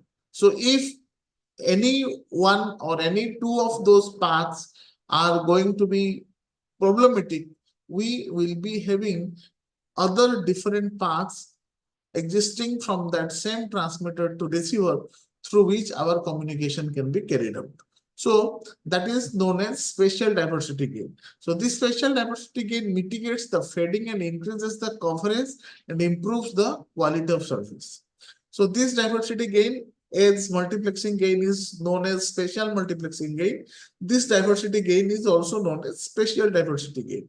Again, because of due to the different space positions of those different antennas at the transmitter and receiver. So in spatial diversity gain, the same signal copies are transferred from multiple antennas or received at more than one antenna. This redundancy is provided by employing an array of antennas with a minimum separation of lambda by 2 between the neighboring antennas. So we know there is a thumb rule in communication. If multiple antennas are being employed or installed at a same site, then the minimum distance between two successive antennas should be greater than equal to lambda by 2. But now this distance has been decreased up to lambda by 8. So if the distance between them is not greater than lambda by 8, then there will be a severe case of interference, or and such interference is going to hamper our communication. So without hampering our communication, if we are going to install multiple number of antennas, then we need to ensure the distance between any two consecutive antennas should be greater than equal to lambda by 2 or lambda by 4 or lambda by 8. Now the third kind of advantage, that is the array gain, which results in an increase in the average received signal to noise ratio, and this improves the coverage of our communication area. So spatial diversity and spatial multiplexing can be conflicting goals. Why? Because in to achieve the spatial diversity gain, we need to transmit the same data stream over different data paths. Then only if one or two data paths out of among them are going to be or having issues, then other data paths through other data paths we will be able to transmit or we will be able to successfully um, do the communication. But in spatial multiplexing, we need to transmit different data streams over different data paths. So this is why it is called as, if we are going to achieve spatial diversity, then we need to trade off with spatial multiplexing. So spatial multiplexing and spatial diversity cannot be achieved simultaneously. So depending on our requirement, we need to go for either spatial diversity or for spatial multiplexing. So the same thing that I have summarized here. When looking to boost the system throughput and spectral efficiency, networks often use multi-MU. So this multi-user concept is coming into picture. So till now we have seen MIMO. MIMO means where multiple antenna and multiple antennas are used, both at transmitter and receiver. And this multi-user MIMO means now we do have more than one number of user, and each user each user is going to be equipped with multiple number of antennas. So this is going to create a scenario which is called as multi-user, multiple input and multiple output communication system. The base station is equipped with M number of transmit antennas. So here, throughout this presentation, I will be dealing with broadcasting scenario. Broadcasting scenario means the data will be initiated from the base station, and the data is going to be received by the different users. So in this case, the base station is going to be the input, and base station is equipped with multiple antennas, and the users are going to be the used as a receiver, and each user will be having multiple antennas. So this is going to create the entire environment of multiple user MIMO communication. Now, again, there is a thumb rule in our communication. When the number of users, suppose for number of users, I am using the variable as capital K. So if capital K is very, very large, then capital M, then how the communication is going to happen in the broadcasting scenario? So in the broadcasting scenario, the base station with capital M number of antennas will choose the M best antennas out of K number of users on the receiving side, and they need to send the data in separate parallel streams to those antennas. So the combined user and receive antenna scheduling procedure faces a massive search space as the number of active users and receive antennas increases. So as I said, the capital number of K is having a very high value than the value of capital M.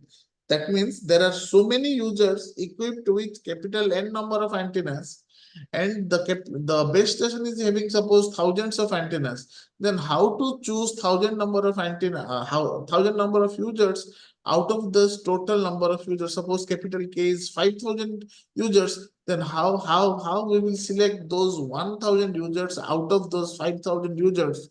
And then each user is having suppose 2 antennas or 3 antennas each.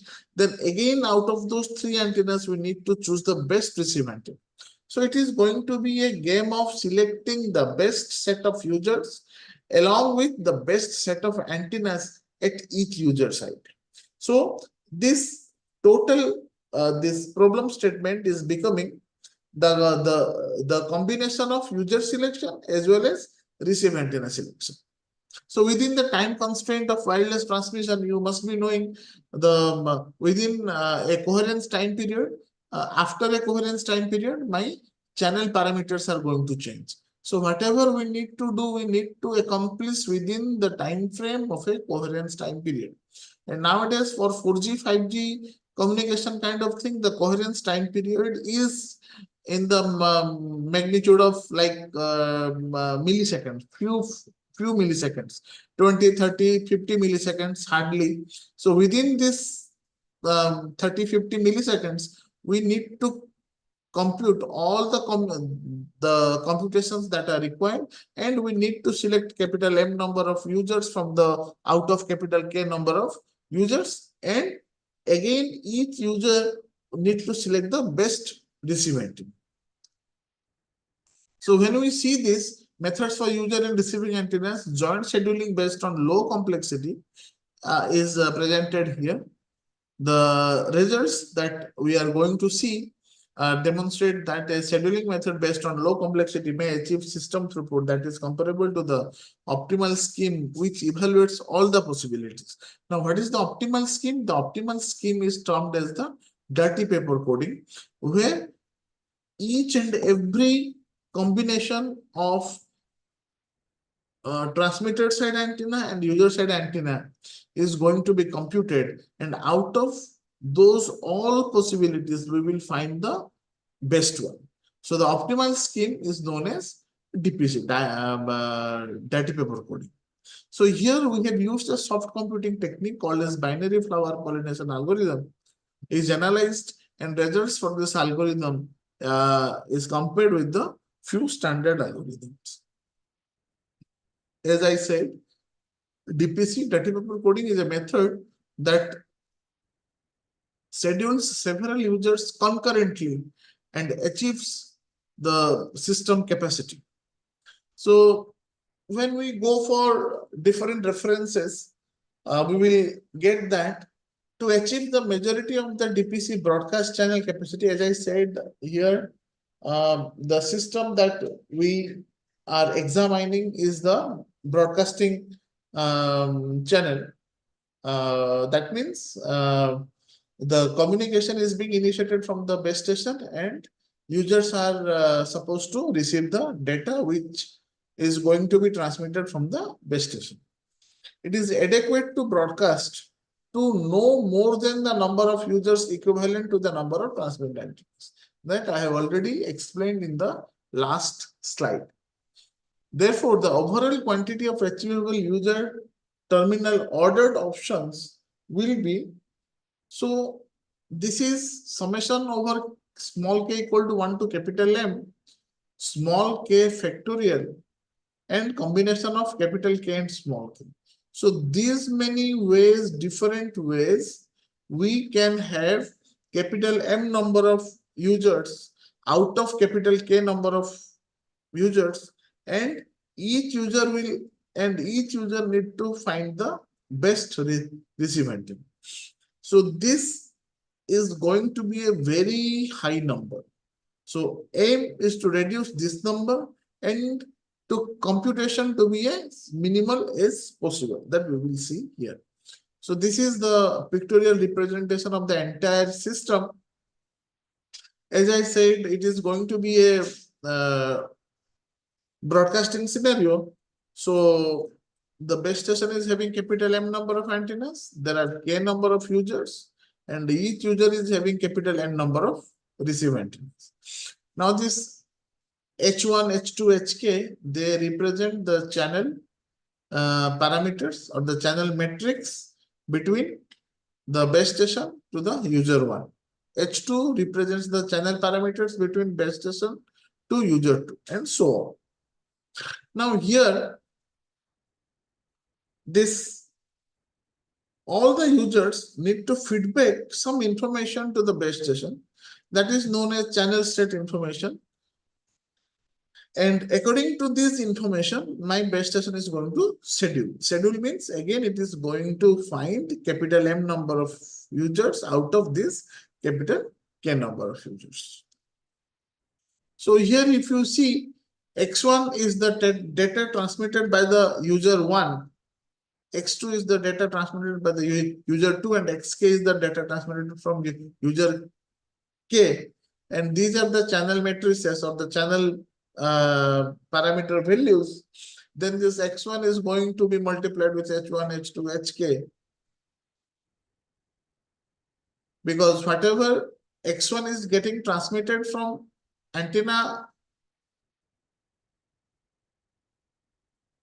this antenna 1, that X1 is going to be received by user 1. X1, some copy of X1 is also going to received by user 2, and some copy of X1 is also going to received by user K. So this X1, X2, Xk is going to multiply with H1, H2, H3, Hk, and there will be some noise which will be added through the channel, and the final received signals are going to be Y1, Y2, Y3, and Yk. So now each user is going to compute a parameter that is called as signal to interference plus noise ratio. Instead of only signal to noise ratio, we will have signal to interference plus noise ratio. Why interference is coming into picture? Because now here we are seeing there are multiple antennas over here.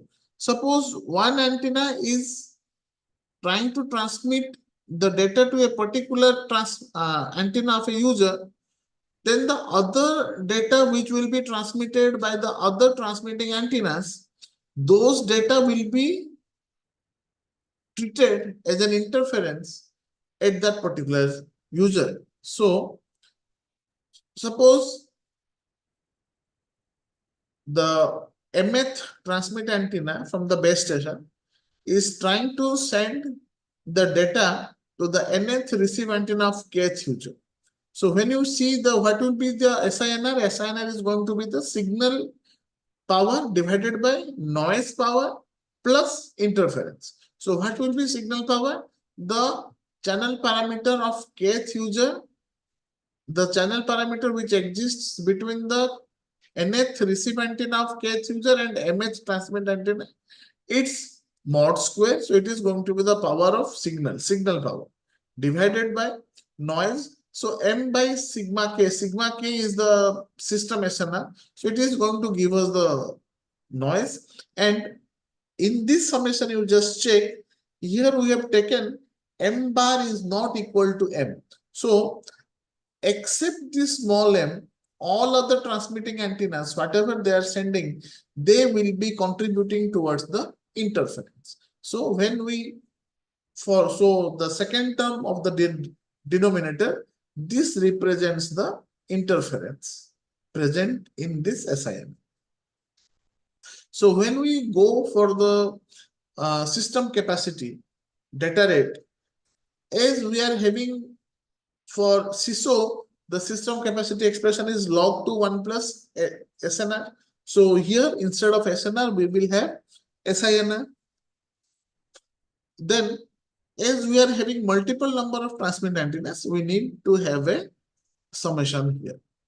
So this expression is the objective function which we try to optimize, which we try to maximize through the different operations. So here once again I have said noted the capital K is the total number of active users, capital M is the total number of antennas at the base station, capital N is the total number of antennas at each user site. So this is the first thing of our problem statement. It is the total channel. This is how the data is multiplied with the channel parameter and then get added with some kind of additive noise and the final received signal. This is the SINR expression and how the objective function we have implemented. So till now, if anybody is having any doubt or anything to be clarified from my side, then please ask. I will wait for 1 or 2 minutes because after this, we will go into the algorithm part.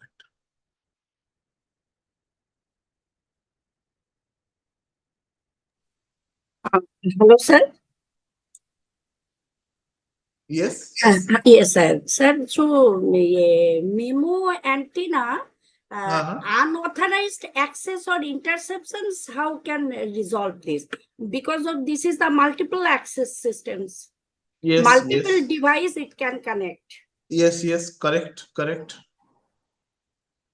So here, when we have some kind of authentication, because you are talking about authentication, so that means the communication has to be secured one, right? So it is not a free communication kind of thing. Then here we need to have some passcode kind of thing. So those passcode has to be known to the base station prior this communication starts. So before communication starts, some user codes will be assigned to all the users, and whenever they will be sending their data, then we need to have a particular frame structure. So of that particular frame structure at a particular instance, that passcode has to be inserted. So after receiving the signal from users, the base station of that particular frame, it will check that particular space, and for that particular space it is going to check whatever passcodes it is having. So this base station will be having k number of passcodes, and if the passcode of the frame received by the base station doesn't match to those k number of passcodes, then the base station is going to discard that data. If the data is one of those k number of passcodes, then only that data is going to be utilized in our communication, or else it is going to be discarded. So through algorithm, we can resolve this. Yes. Or sir, multiple antennas that Uh-huh. increase the electromagnetic radiation exposure also. So how can we reduce the SAR or other things to the Okay. human Yes. beings or is? Yes, madam. Okay, so it is a misnomer that we usually think when we have more number of antennas, the signal power transmitted is also going to be more. No, that is not the correct way. The power at base station or power at user, that is fixed. Suppose the power at base station is 10 watt. 10 watt is fixed. So now if I am having a single antenna, that single antenna will be utilizing that 10 watt fully. But when we have 10 number of antennas, then that 10 watt of power is going to be equally supplied to those 10 antennas. So this strategy is called as equal power allocation. So there are different strategies. So the simplest the power allocation strategy is the equal power allocation. So 10 watt was the power allocation. So each antenna will get 1 watt, 1 watt, 1 watt. Now each antenna is going to transmit their signal with 1 watt intensity. So before, this antenna was transmitting its signal with 10 watt intensity. Now it is going to transmit the power with 1 watt intensity. So 1 watt and 1 watt, now the intensity level of interference is going to decrease. Or the best kind of, or coming to the best kind of power allocation, it is called as I think like some of you may be knowing that that is called as uh, where we say that water filling algorithm. Water filling algorithm. In water filling algorithm, depending on the SNR value, this antenna is going to be assigned with power. So if an antenna is having more interference, then that antenna will be supplied very less power, and more power will be supplied to those antennas which will have less interference. That means the total number of power, that is 10 watt only. How this 10 watt is going to be given to this 10 number of antennas, depending on their interference level, depending on their noise level. So if the first antenna's noise is high, then the power assigned to this first will be very less.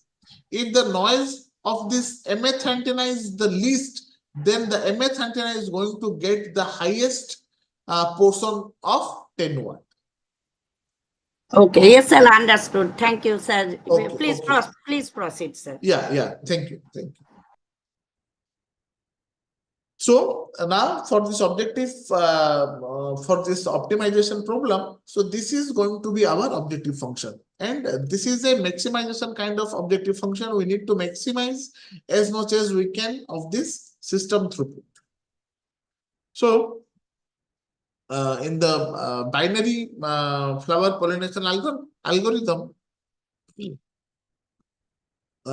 influenced by the way flowers are pollinated. So this was developed by Young, the simple flower pollination algorithm, and we have modified this flower pollination algorithm to binary flower pollination algorithm, and we have implemented it. So now, what is the science behind this flower pollination algorithm? So self-pollination and cross-pollination are the two main types of pollination. So in flower, if the same species flower they are getting pollinated, that is called as self-pollination. And if two different kinds of flower are getting pollinated, that is called as cross-pollination. Now it is possible for flowers of the same species to fertilize one another by exchanging the pollen. The process is known as self-pollination.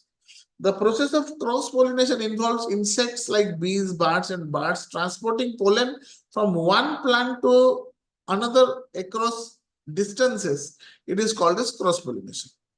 A phenomenon known as floral constancy occurs when some insects choose to visit certain blooms while avoiding others. So this, depending on the floral constancy, some of the insects will try to avoid few flowers, and some of the insects will be attracted towards other few flowers.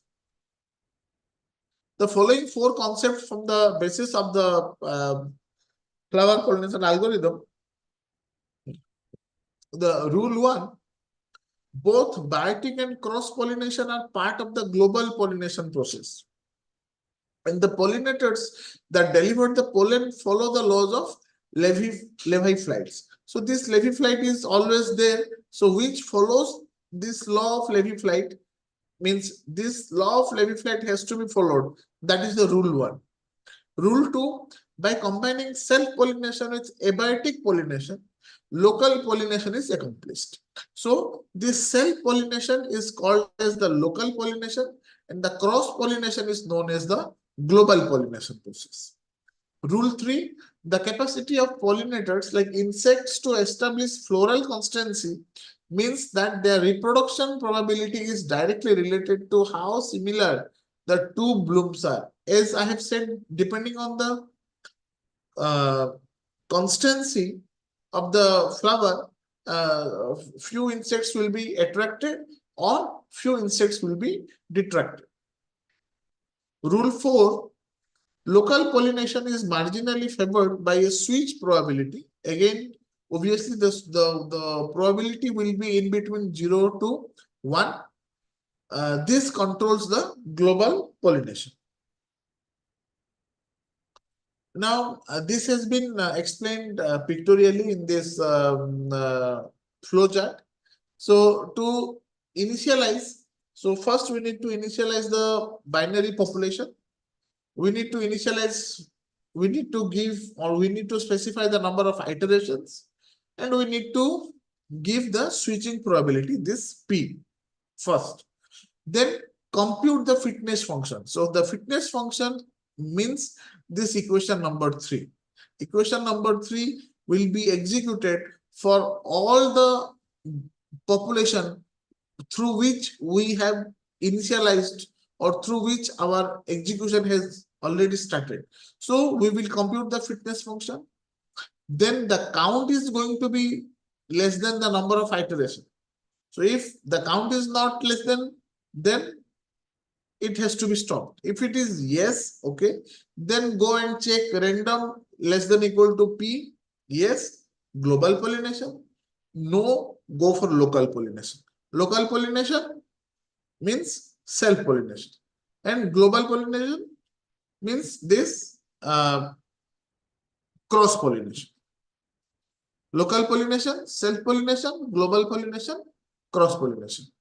Then calculate the new solution, means we will have a new set of population. Again, you find the fitness function, update if better solution found. So we will have the fitness function of the new set of population. Then update if better solutions found, increment the count by 1, and we will, if it is in increment, then you go and check.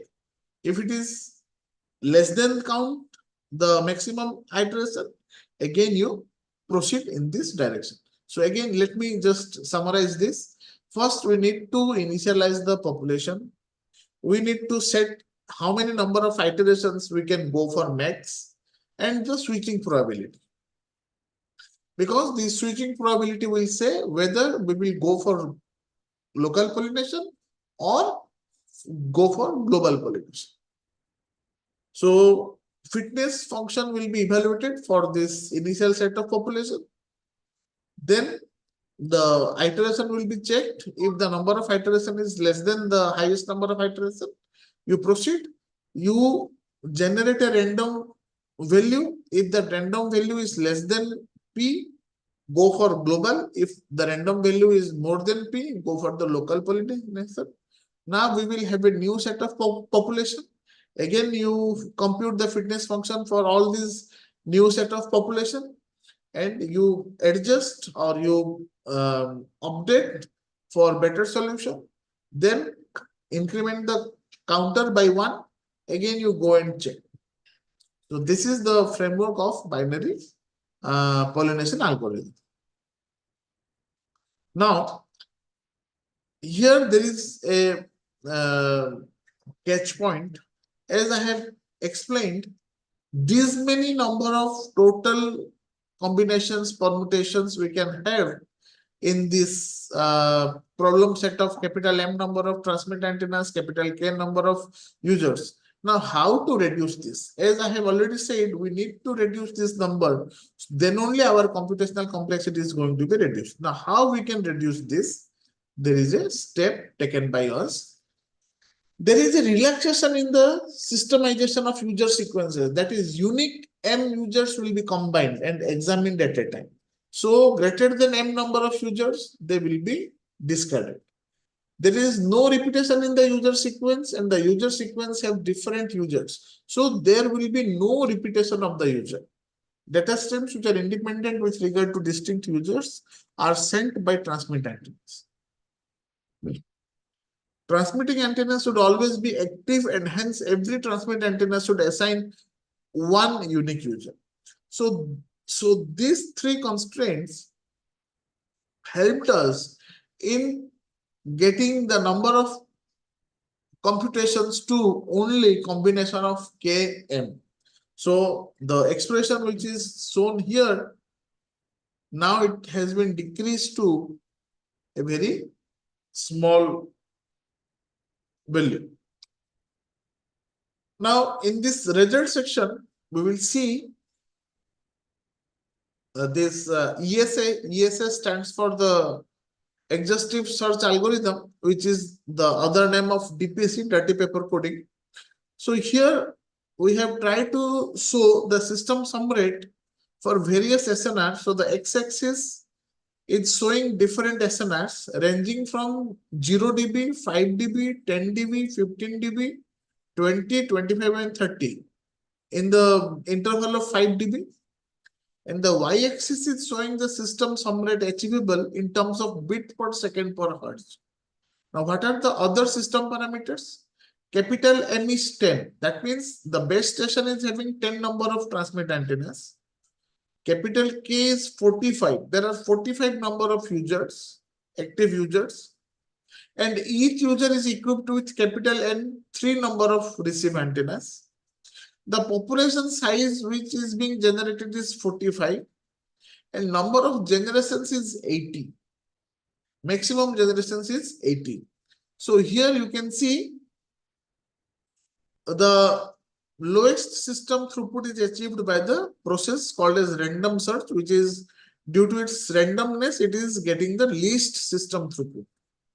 Then binary GA, genetic algorithm. So the next better solution is given by binary GA. Then binary FPA, our proposed algorithm, and ESA is the ESA is the target. So we cannot go beyond ESA. So always our target is to match ESA as much as we can. So here you can see the maximum system sum rate is going to somewhat around 2.8, 2.9 bits per second per hertz for 0 dB. For 5 dB again it is 4.87 something, 4.8 bit per second per hertz. For 10 dB it is almost 6.5, you can say 6.5 bit per second per hertz. For 15 dB, it is 7.4 bit per second per hertz. 20 dB, it is almost 8 bit per second per hertz. For 25, it is a slight increase in here. It may be 8.25 bit per second per hertz, and 30 maybe 8.3 bit per second per hertz. Now, if you just give, or if you pay attention, after 20 dB, you just check, there is no much increase in the system throughput. But from 0 to 20 dB, there is a clear-cut increase in the system throughput as system SNR is getting increased. Now, after 20 dB, why there is no much increase? Because when we say the number of users is having more than 20 dB, 25 dB, 30 dB, that means almost all users are going to be scheduled by the base station. So there is no much increase here. Now again, we have given some other schemes also. So here I have included suboptimal algorithm 1 and suboptimal algorithm 2. And we have binary FPA and binary bet algorithm. Here I have implemented another algorithm, binary bet algorithm. Again, if you check here, the system parameters are number of users is 20, number of base station antennas is 6, and each user is having 4 number of receive antennas. Population size is 20 and maximum iteration is 30. Now again, the lowest one is this random search. The next better one is suboptimal algorithm 2. Then the next one is binary genetic algorithm. Then binary bet algorithm. And the next option is binary flower pollination algorithm and suboptimal algorithm 1. They are matching. And the highest one is the ESA. As we know, ESA is going to give us provide us the best system throughput. Again, similarly, the second result is also the system parameters. Number of users is 25.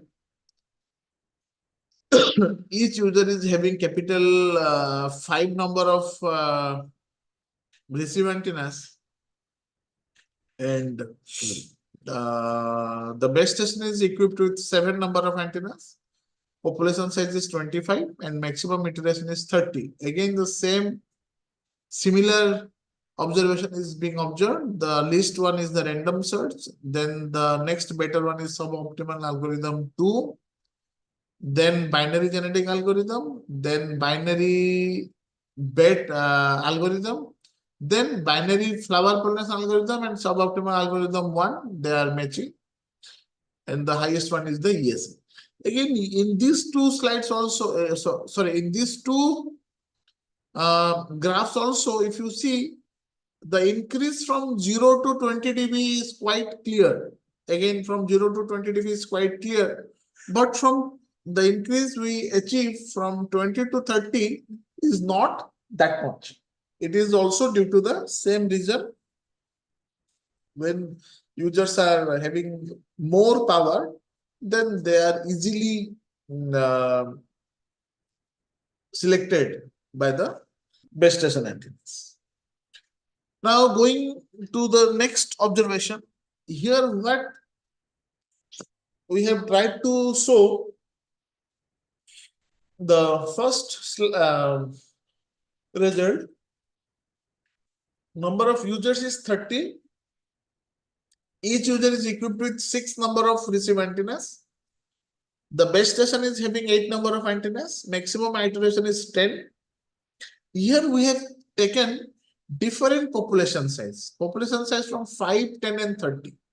Now when you see for population size 5, it is getting the least system sum rate. Population size 15, the next higher sum rate. Population size 30, the highest one. That means when we increase the population size, the system sum rate is also getting increased. My system sum rate is getting increased due to this population size. When population size increases, my system sum rate increases. Moving to the next observation, here we have kept population size constant and we varied the iteration number, and all other parameters are same. So 30 number of users, each user equipped with 6 number of antennas, the base station side equipped with 8 number of antennas. And here we have taken 3 different values for this maximum iteration, which is 3, 7 and 15. Again, you check for 3 maximum iteration, we got the least throughput. Then the middle one is for 7 iteration and the 15 is for highest iteration.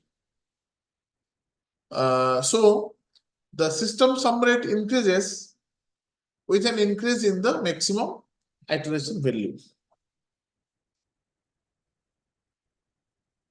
Okay, so here again we have given another few different parameters, few different system scenarios with 10 number of users, each user equipped with 2 number of antennas, and base station is having 4 number of antennas, population size is 10, and maximum iteration is 30. Again, similar observations.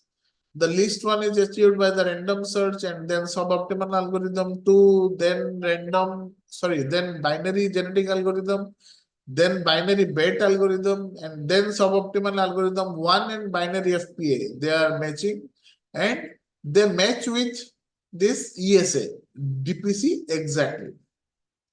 So for the other system scenario, the 12 number of users are there. Each user is equipped with 3 number of receive antennas, and the base station side is equipped with 5 number of antennas. Population size is 12 and maximum iteration is taken 30. Here also the least system throughput is achieved by the random search, and then the suboptimal algorithm 2, and then binary genetic algorithm, then binary BET algorithm, and then suboptimal algorithm 1 and binary FP and ESA. All these 3 are matching with each other. So these are the observations we got for this system sum rate point of view. Then the next parameter which is being calculated is the PD or PDFO, that is the percentage deviation from optimum. Now what is this optimum? As I already said, the optimum channel capacity will be obtained because of this ESA or DPC. Then what is the percentage of deviation from that particular value? Then it is being computed as the channel capacity obtained through ESA minus channel capacity obtained through different schemes divided by the channel capacity obtained through ESA multiplied with 100%. Now here it is showing the percentage of deviation which is achieved by this binary FPA is very less. It is well within 1 or 2%. Then it is binary genetic algorithm, and the least one is random search. So this slide shows that, or this result, due to the use of binary FPA, the deviation from the maximum one is very less. That means using binary FPA, we are able or we succeeded in achieving the system throughput very close to the optimum. here we have seen for some other different algorithms. Again, for 10 number of users, each user equipped with 2 number of receive antennas. The base station is having 4 antennas, population size is 10, and maximum iteration is 30. So here the percentage deviation from ESA, the least one is the binary FPA, then binary BET algorithm, then it is suboptimal algorithm 1, then the binary GA, then binary BET algorithm, sorry, suboptimal algorithm 2, and then random search. In the second scenario, 12 number of users, each user equipped with 3 number of receive antennas. The base station site is equipped with 5 number of antennas. Population size is taken as 12, and maximum iteration is taken as 30. The least percentage of deviation is achieved by binary flower pollination algorithm. Then then it is the binary BET algorithm, and then it is we can say binary genetic algorithm, and suboptimal algorithm 1, then this suboptimal algorithm 2, and the highest percentage deviation is achieved by the random search, obviously. Now this table is giving us a comparison of computational complexity and time complexity. So time complexity means delay performance. So here we have taken the number of okay, so it is being represented in terms of CMA. CMA means complex multiplication and additions. So how many number of complex multiplications and additions are getting computed by this exhaustive search algorithm and by this binary flower pollination algorithm. When there are complex multiplications and additions are required, because the channel matrices that we discussed till now, as I have shown here H1 to HK, actually they are complex valued. All the entries of this H1 and to HK, they are complex valued. And the dimension of each H is capital N cross capital M number of capital N into capital M. So each H is a matrix, and each entry of this H is complex value with IID. IID means independent, identically and identically um,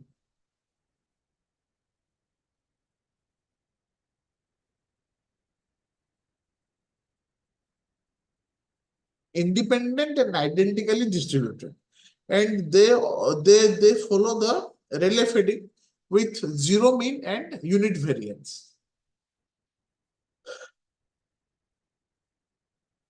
So because the channel matrix entries are complex valued, so the multiplications and additions are complex in nature. So for this set of parameters, how many complex multiplications and additions are required, and how much time is taken by a complex DSP processor. So it is coming out to be 18.6613 milliseconds. Similarly, for binary FPA, the time taken will be only 0.07 milliseconds. Obviously, the time complexity and both time complexity and computational complexity of binary FPA is quite less than the computational complexity and time complexity of ESA or the DPC. For the second scenario, 55 users are there equipped with 3 receive antennas and 6 transmit antennas. Population size 55, generation size 50. These many number of complex multiplications and additions are required by ESA, and these many numbers of complex multiplications and additions are required by binary FPA. So the time complexity is 547.98, almost 548 millisecond. But by using binary FPA, it is only 0.0989 milliseconds. So you can just see how fast this binary FPA is going to give us the solution. Then again, we have shown it for different system parameters.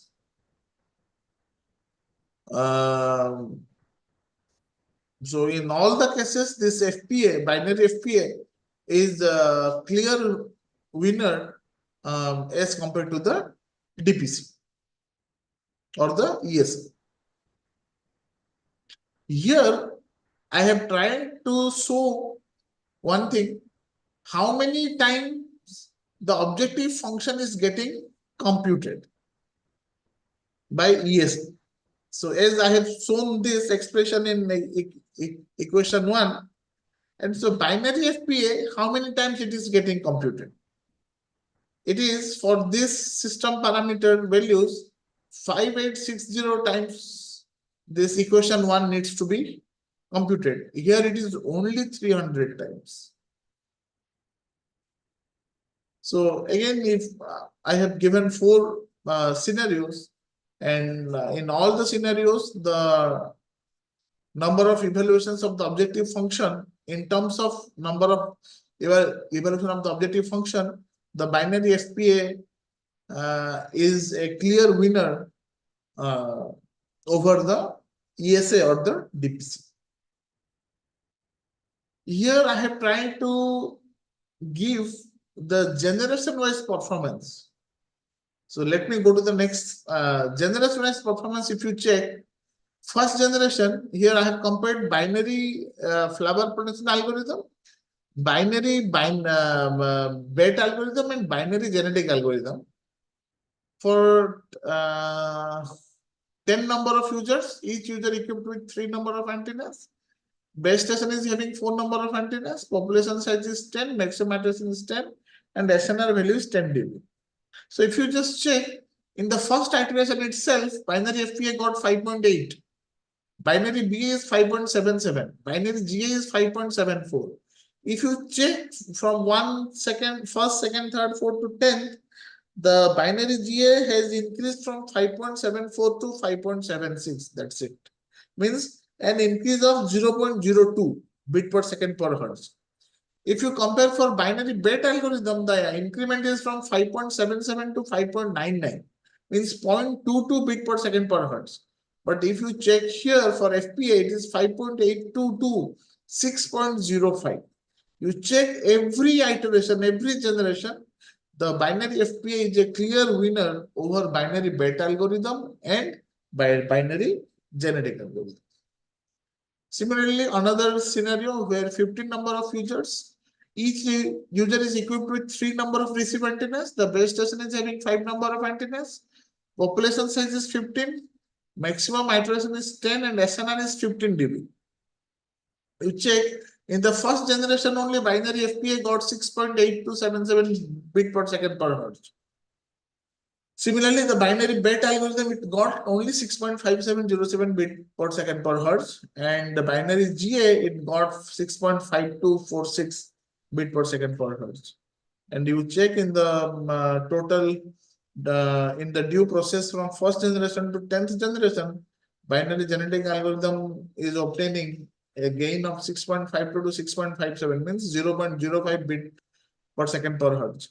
Binary bet algorithm is getting almost 430. I can say it is 0.36 bit per second per hertz. Here you check every step, this binary flower production algorithm is a clear winner over binary bet algorithm and binary genetic algorithm. This is the generation wise plot. When you check this binary genetic algorithm, binary bet algorithm, and binary flower production algorithm, for both the scenarios, the clear winner is the binary flower pollination algorithm. So conclusion. So here we propose the binary flower pollination algorithm method, which solves the issue of selecting an antenna for both transmission and reception simultaneously. In order to solve the antenna selection issue, the binary FPA technique needs a relatively minimal time for processing, and when compared to the ESA, its performance is almost same. Compared to binary GA and random search technique, binary FPA has a higher system sum rate or throughput. There is no difference in the computational complexity of these various subcomputing approaches. Nevertheless, compared to ESA, the computational complexity and time complexity is much, much lower than that two of ESA. Due to its efficiency, which can be achieved in a fraction of milliseconds, binary FPA is suitable for use in real-time application.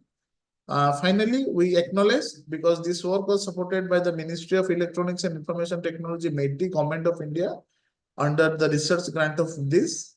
So we conducted this experiment, or these experiments, this work, by taking the support of the grant given by the Ministry of Electronics and Information Technology, Government of India. So these are the few references that we have used. Now I think I have come to the end of my slide or presentation. Deepak sir. So if you allow, I can stop sharing.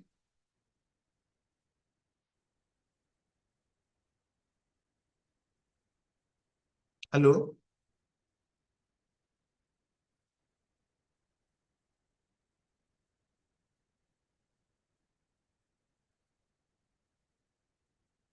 Hello.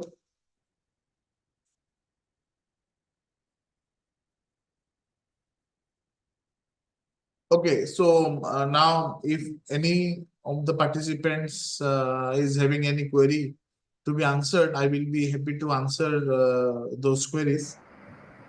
You can ask me. Hello. Yes, sir. Anyone want to interact with Dr. Pattanay? Participants?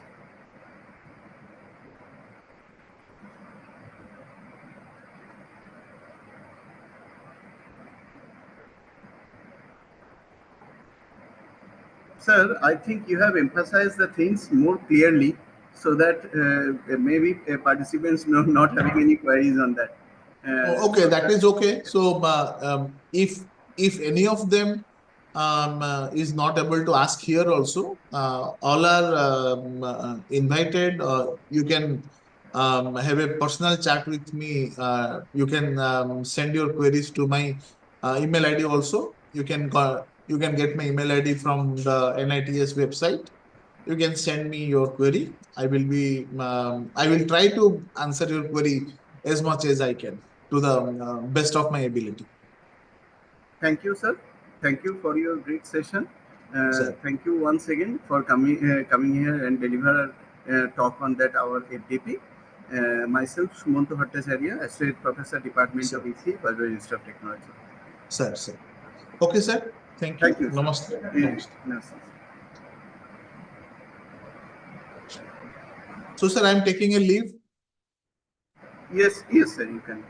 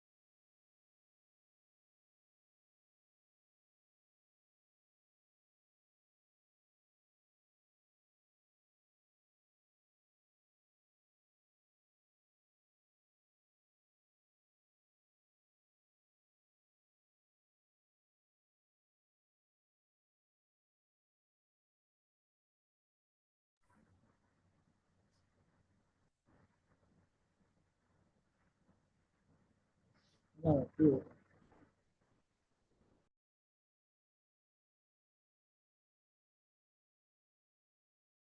देखिए अभी सुनाई दे रहा है ना? अभी होता है, अभी आ रहा है ना? फायदा क्या जॉब चल रही है?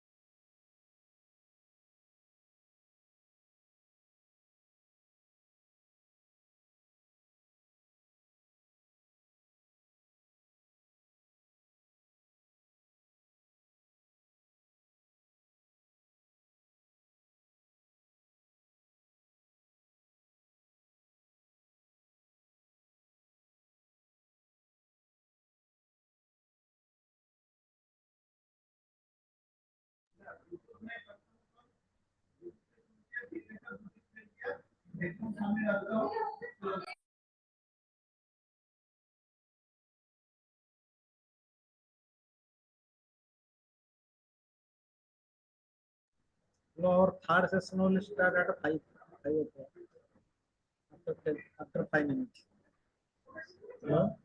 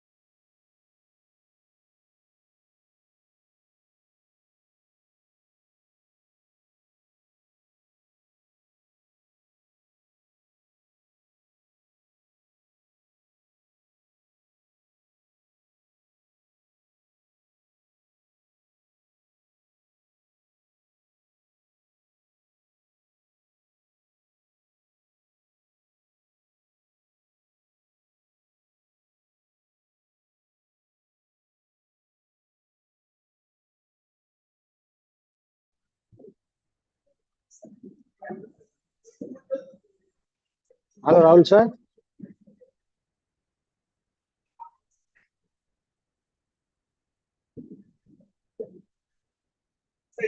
Yes, sir, you are audible. Sir, you are audible.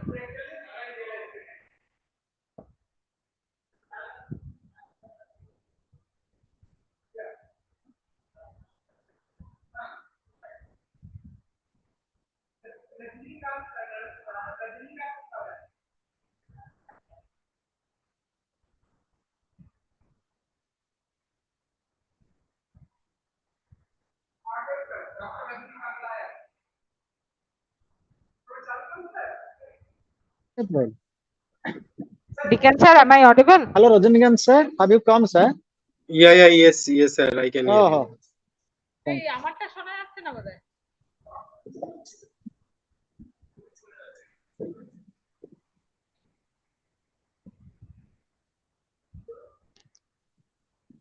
Hello, hello.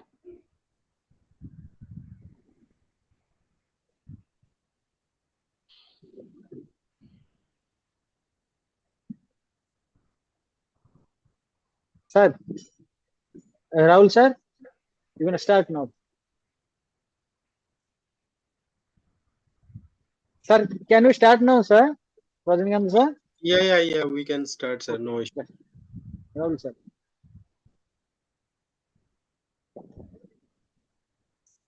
A very good evening to all the intended participants of the Faculty Development Program on Application of Communication, Signal Processing, and Robotics for Smart Cities.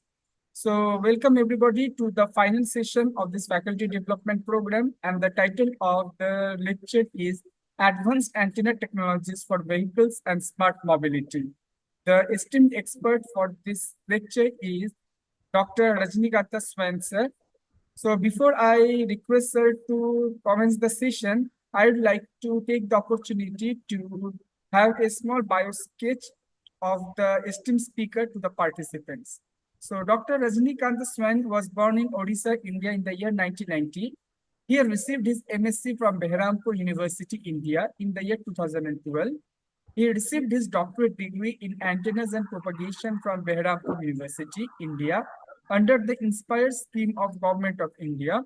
His research interest includes metamaterials, metasurface, cavity antennas, and refractor antennas.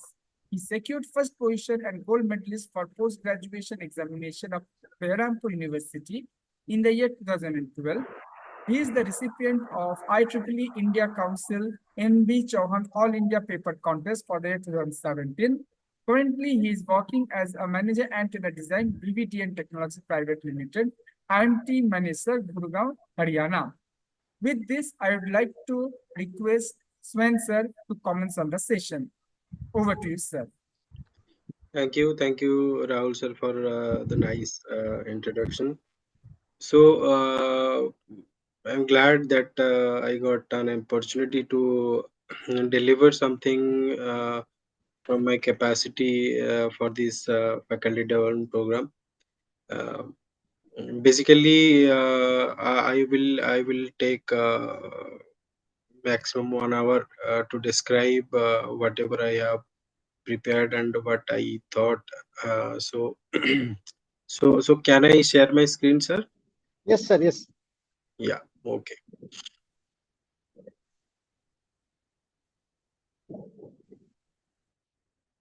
I hope it is visible. Yes, sir. Yes, sir. It's visible. Okay. So before we start, I will just rephrase what sir told that. So basically nowadays antennas are one of the part that do not have any replacement. To when we speak about revolution, whether it start with a simple diode transistor, now they have emerged in a lot of ways. They got replaced by uh, BJT, JFET, MOSFET, and now a lot of advanced semiconductor devices are there. Similarly, in simple coding languages also. A lot of things are getting developed. But one thing with antenna is from last more than 120 years, they are the same. They do not have any replacement. No doubt, technology wise, we are improving the antenna performances um, and their capabilities we are improving, but still we need antennas anyhow for wireless communication. So that is why I believe these RF and antennas are one of the essential part of a wireless communication device nowadays. You know that um, in this modern warfare and vehicular communications, they are very essential.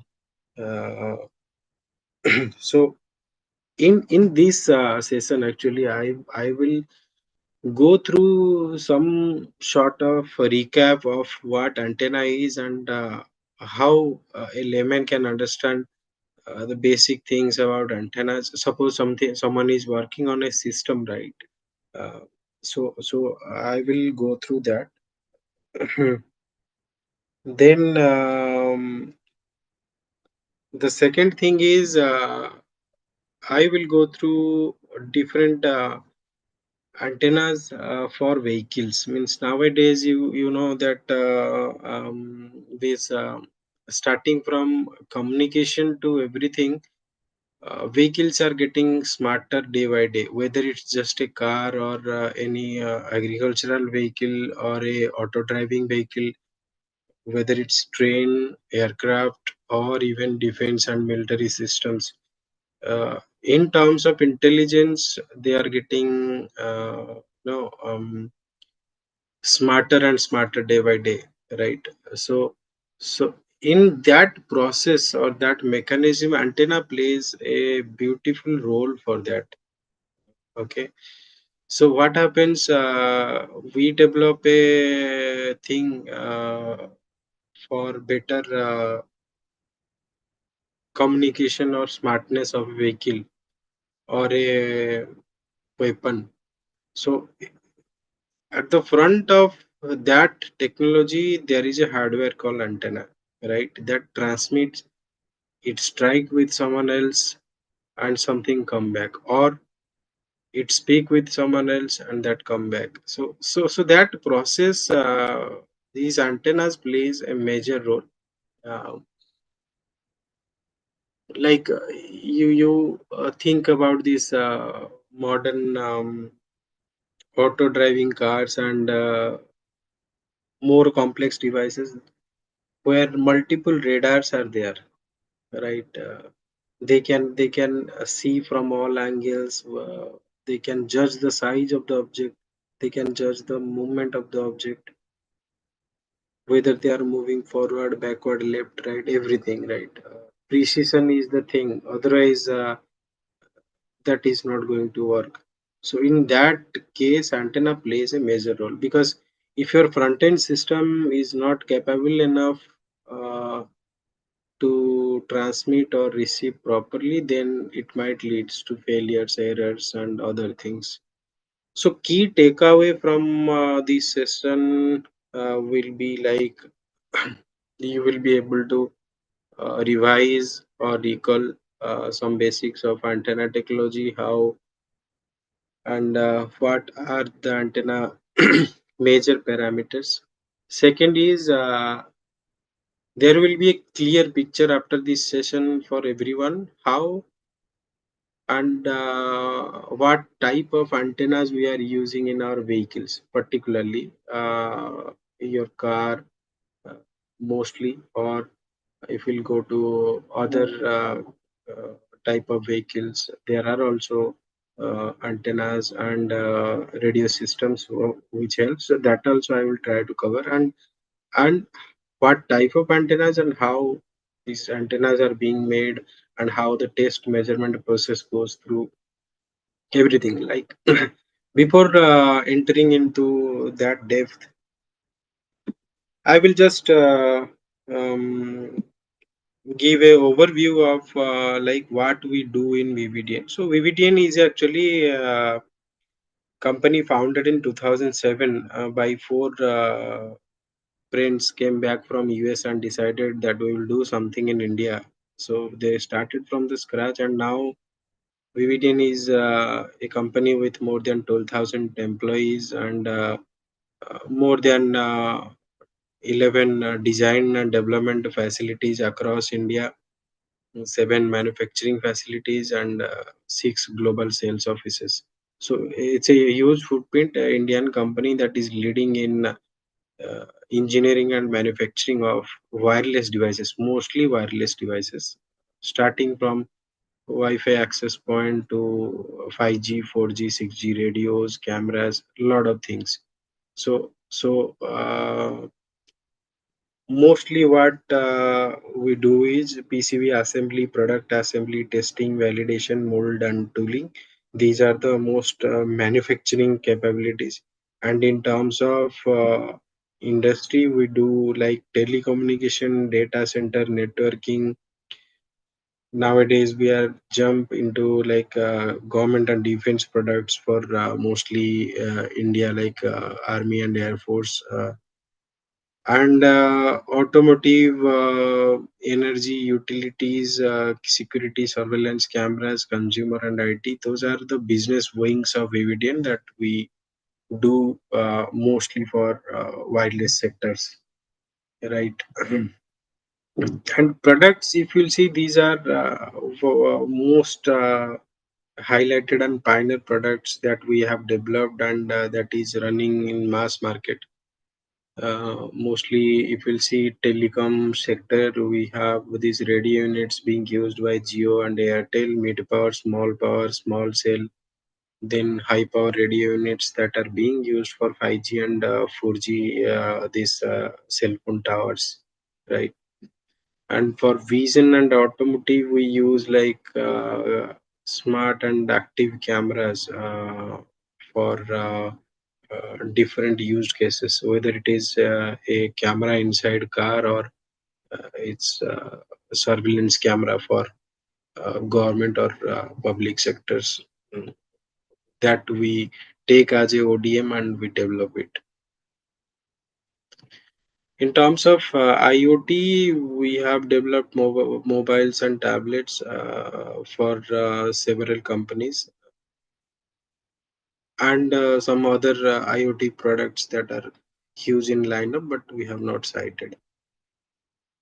Wi-Fi and networking, these access points and everything, switches, routers, GPON, those things also. We have a design, manufacturing, and deliver capabilities. So mostly what we deal with is 5G networking, data center, automotive, and Internet of Things.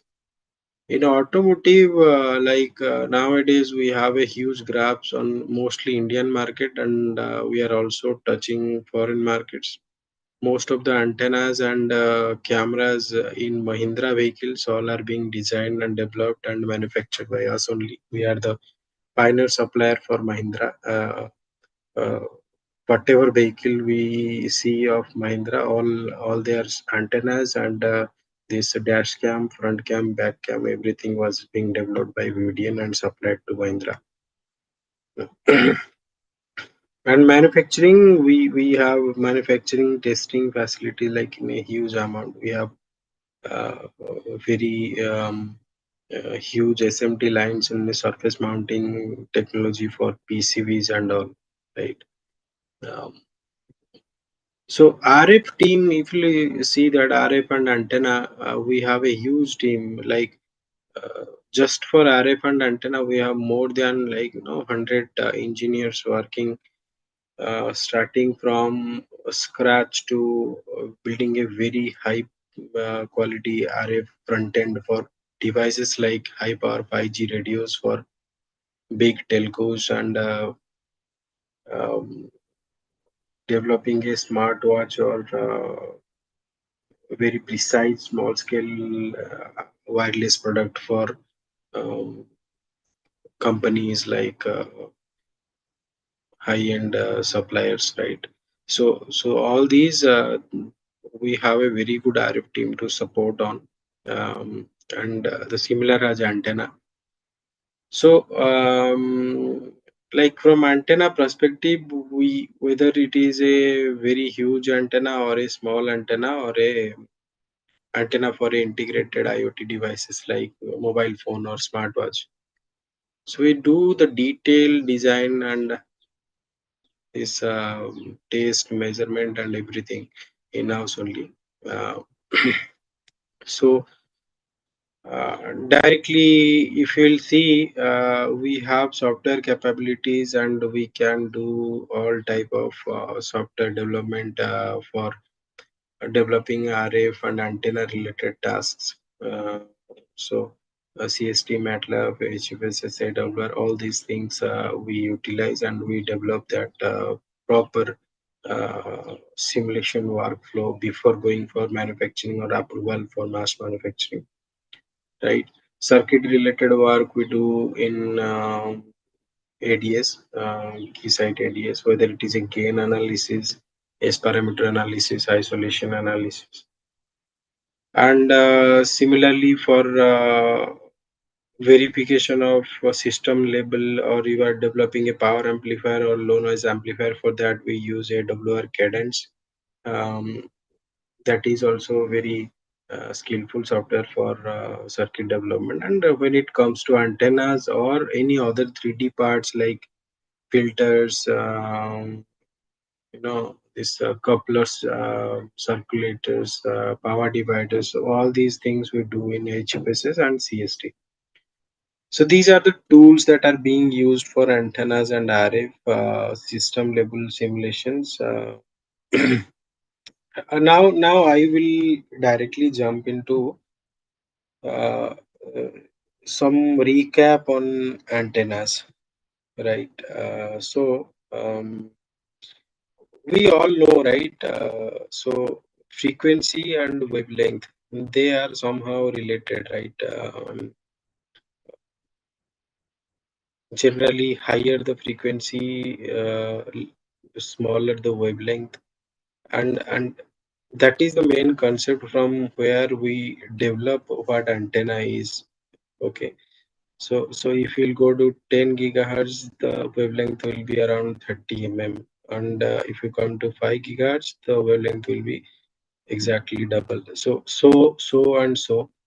Uh, Somehow from this frequency and wavelength, we develop the concept of antenna. So you give a signal, if couple of wires we are splitting and its impedance is matching with free space, of course the energy will separate from the antenna and will flow towards the free space. Generally, the best resonance antennas are having a size of lambda by 2, right? And mostly monopole antennas are having a size of lambda by 4. And if we'll go to aperture antennas like horns, dish, or that kind of structures, they might have wide bandwidth, and the concept are different, like opening aperture where the free space impedance matches with the impedance of antenna, right? Feeding structure to antenna. That bandwidths are generally very wider. Resonance antennas are having bandwidths very less. Operating bandwidth means the reason where the antenna's impedance is being matched with the free space impedance, right? So similarly, like the concept where the antenna works, right? If you'll go to the basic parameters, one is called uh, VSWR, the voltage standing wave ratio, right? So the signal you are feeding to a antenna from a transmission line, and some part of it is being reflected. So if you will make a combination of both of them, hybrid of both of them, you will see a jumping signal, right? So so that particular part is called the standing wave, and the reflected part is your particularly loss, that antenna is rejected. So that directly depends upon the efficiency of your antenna. So if you see the radiation pattern of a antenna, it's defines like how your antenna is spreading the energy throughout the space. Means if you will see antenna as a point source, it radiates in every direction. But when you take an antenna and slice that 3D space, you will get a particular plane, right? So whether you take the spherical coordinate r theta phi or a Cartesian coordinate in x y z, and you slice a 3D pattern, a particular area you will plot your amount of energy radiated with respect to space, right? So that defines like what is the pattern. Whether you generally in books we will see 2D patterns and 3D patterns, right? So from that pattern you get to know like at what angle how much power it is being radiating, right? So mostly the broadside antennas they radiate most of it energy towards 0 degree, but towards other angles also there is some sort of power that is being radiated. That is also important to define the beam efficiency, means the main beam how much total power being radiated by antenna and how much the main beam is getting. That is what we call the beam efficiency. Sorry. So that we can plot in two ways. One is Cartesian, second is polar. The previous one we showed that one is the polar one. And if we'll just make a mark on the 3 dB point, means from the peak, that we call the 3 dB beam width, right? And if we'll consider a directional pattern of a horn, we generally, as a standard, we got it azimuth and elevation. So there are two major planes where we calculate the parameters of the antenna, and those are the sides, right? Side lobes, and those are not aligned into azimuth and elevation chord. They are getting less importance and are not being considered in the analysis. However, these are essential parts that decides the beam efficiency. So if we'll consider a patch antenna array, suppose microstrip patch antenna arrays, if we'll take the side lobe labels, relays, front, back side lobe, they are more. However, if we'll take a horn antenna, right? Horn antenna is one of the efficient antenna in antenna engineering, but it's a bulky aperture. You cannot mount a horn antenna in a movable device. That's why that is not being used everywhere. But the beam efficiency of a horn antenna can reach up to 95 to 98%. However, these patch antennas, microstrip patch antennas, and similar type of other low cost portable antennas, they are having a very less beam efficiency. Means beam efficiency means how much power your antenna is pushing towards the main beam, right? So here if you will see the main beam is this one. These are all useless beams, means these are not being used for your purpose. However, these are just waste of energy. So if you'll even consider the parabolic dish developed for radio astronomy or a satellite communication, NTN communication, the main focus of the antenna engineer is to develop the antenna in such a way that to reject all these beams to make it very smooth, right? Then beam width is the key parameter of a main beam only. So there are a lot of beams as I told. So if you will slice the beam in azimuth and elevation plane, you will get two cuts of the beam. You can see, right? So these are two major cuts, azimuth and elevation of an antenna 3D pattern.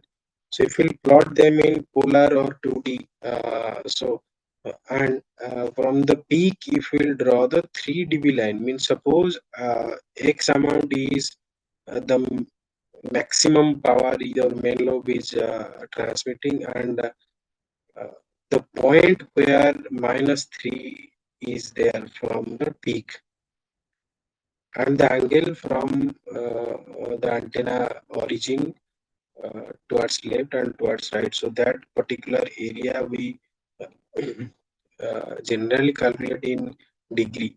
So whether it is 75 to 100 for a sector antenna, for a horn antenna it will be around 50 to 60 degree, and for dish antenna it is around 5 to 12 degrees. Okay, so this 20 25 to 30 degree dpi dish antenna, the beam width is very less. So why we consider beam width? There are two type of beam width generally: 3 dB beam width, 6 dB beam width. So mainly the 3 dB beam width is the area where you are not going to lose your power, much power, right?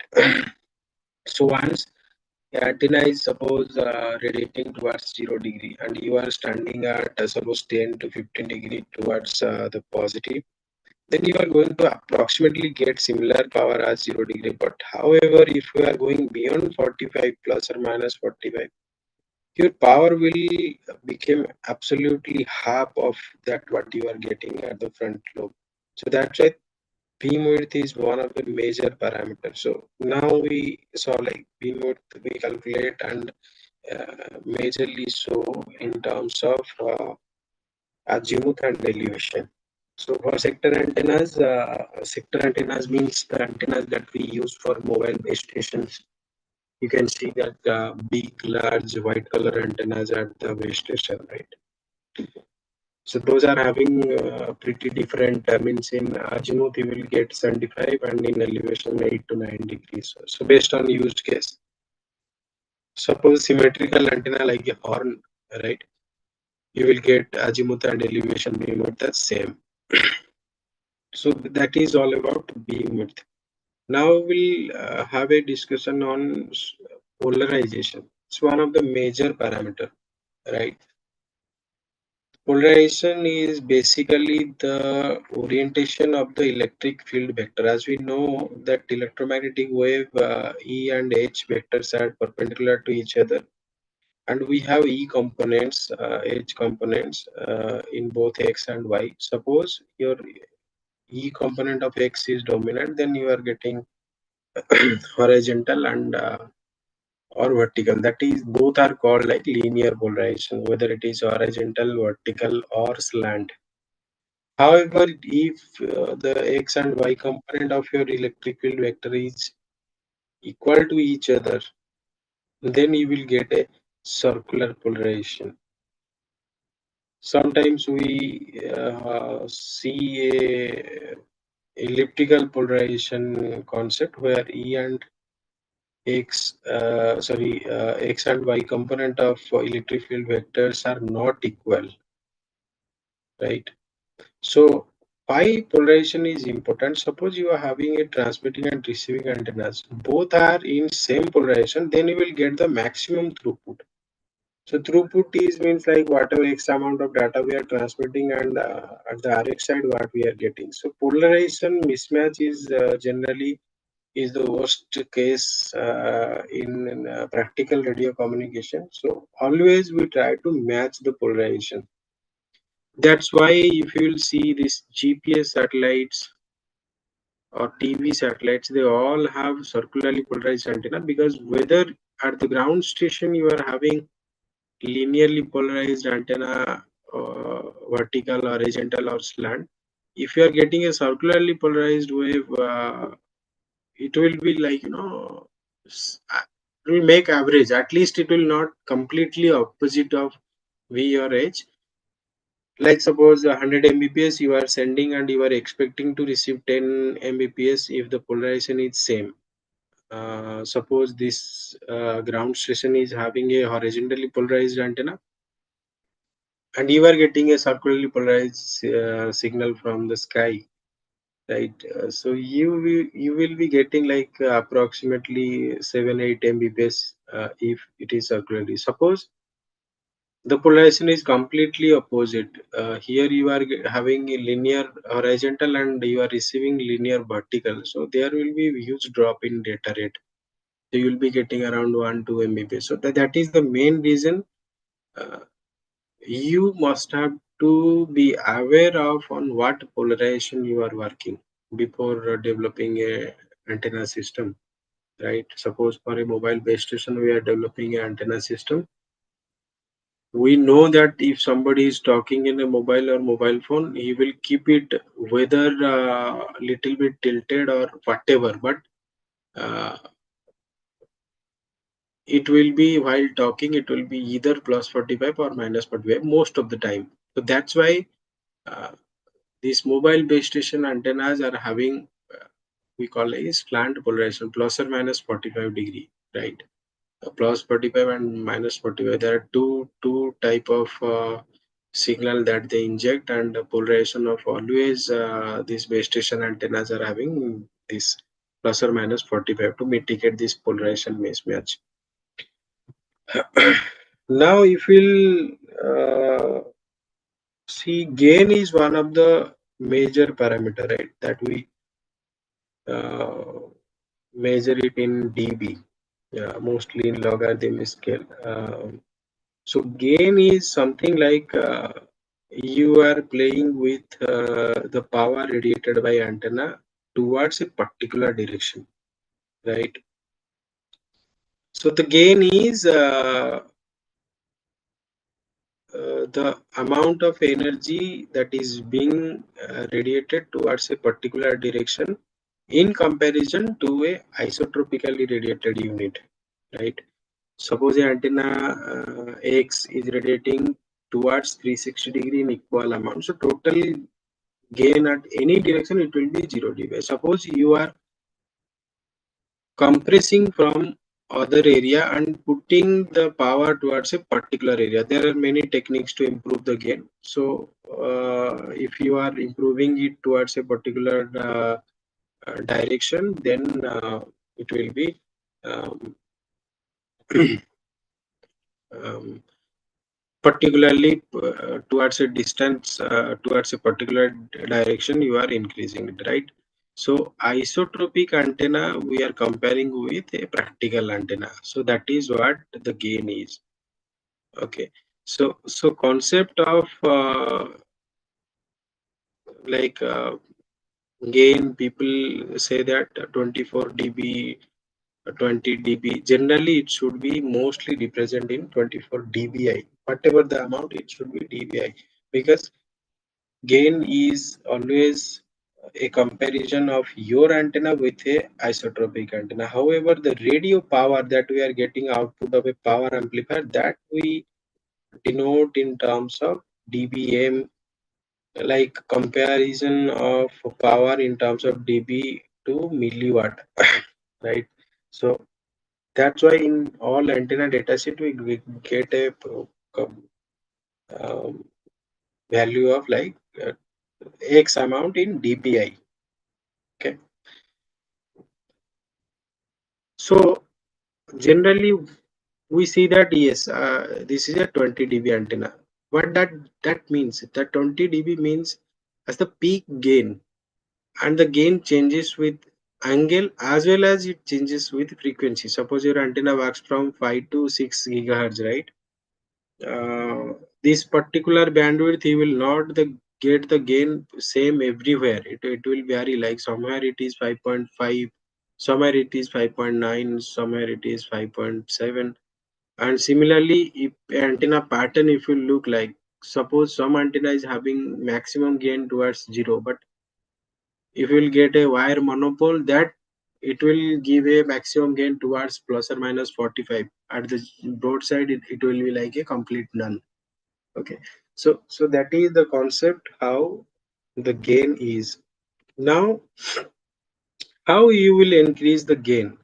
First is isotropic antenna is not a practical antenna, it's just for theory, right? So practically, if you will design an antenna, it will be a patch antenna, a wire antenna, a dipole antenna. So whatever the antenna, what it does, suppose it is increasing the gain. Gain means this amount of power being radiated towards a particular direction by decreasing the same in some other angle, right? So if you see a polar plot, so 0 degree is having a peak gain, but however somehow the antenna is taking minus from somewhere else, like from 45 degree or from 180 degree. So that's why always the antenna is having a main lobe, back lobe, side lobe. These things creates.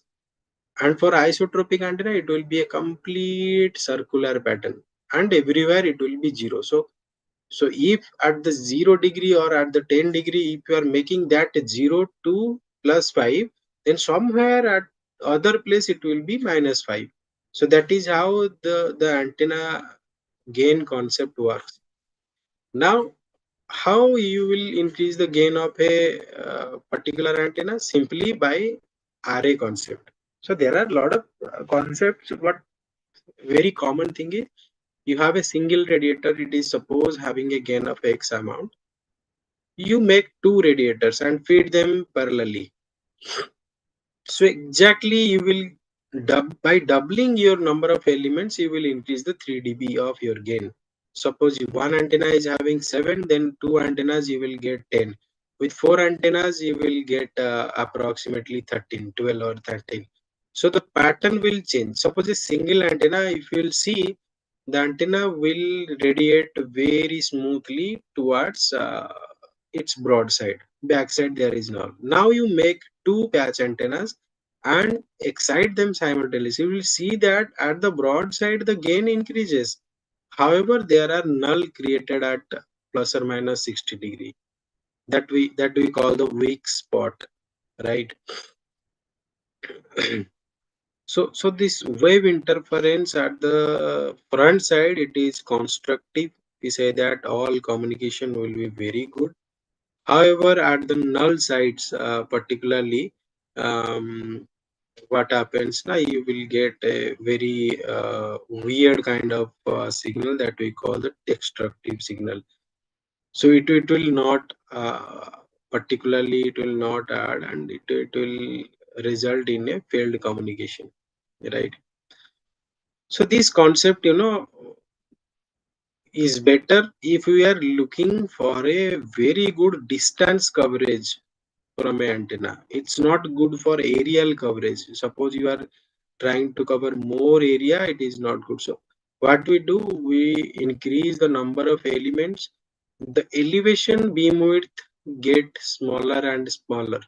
However, the azimuth beam width will remain same, and you will getting a particular direction. You will get a very good gain that will increase your distance of coverage by every doubling the element. Suppose you are increasing from 4 to 8 number of antennas. So instead of 5 kilometers, it will radiate till 10 kilometers. It's a theoretical. Practically, it will be increased, but not exactly double.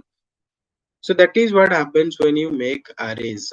So arrays are very good principle for this high cost antennas like base station, satellites, radio astronomy. So where we need a very good coverage, right? And this array depends upon like many factors, and spacing is one of them. So in between array spacing, there are a formula for array factor. Those that spacing depends upon how much energy you are wasting. Means the side lobe, major side lobe, minor side lobe, back lobe. So all these will depend upon the spacing between array. Mostly people keep it lambda by 2 to 1 lambda.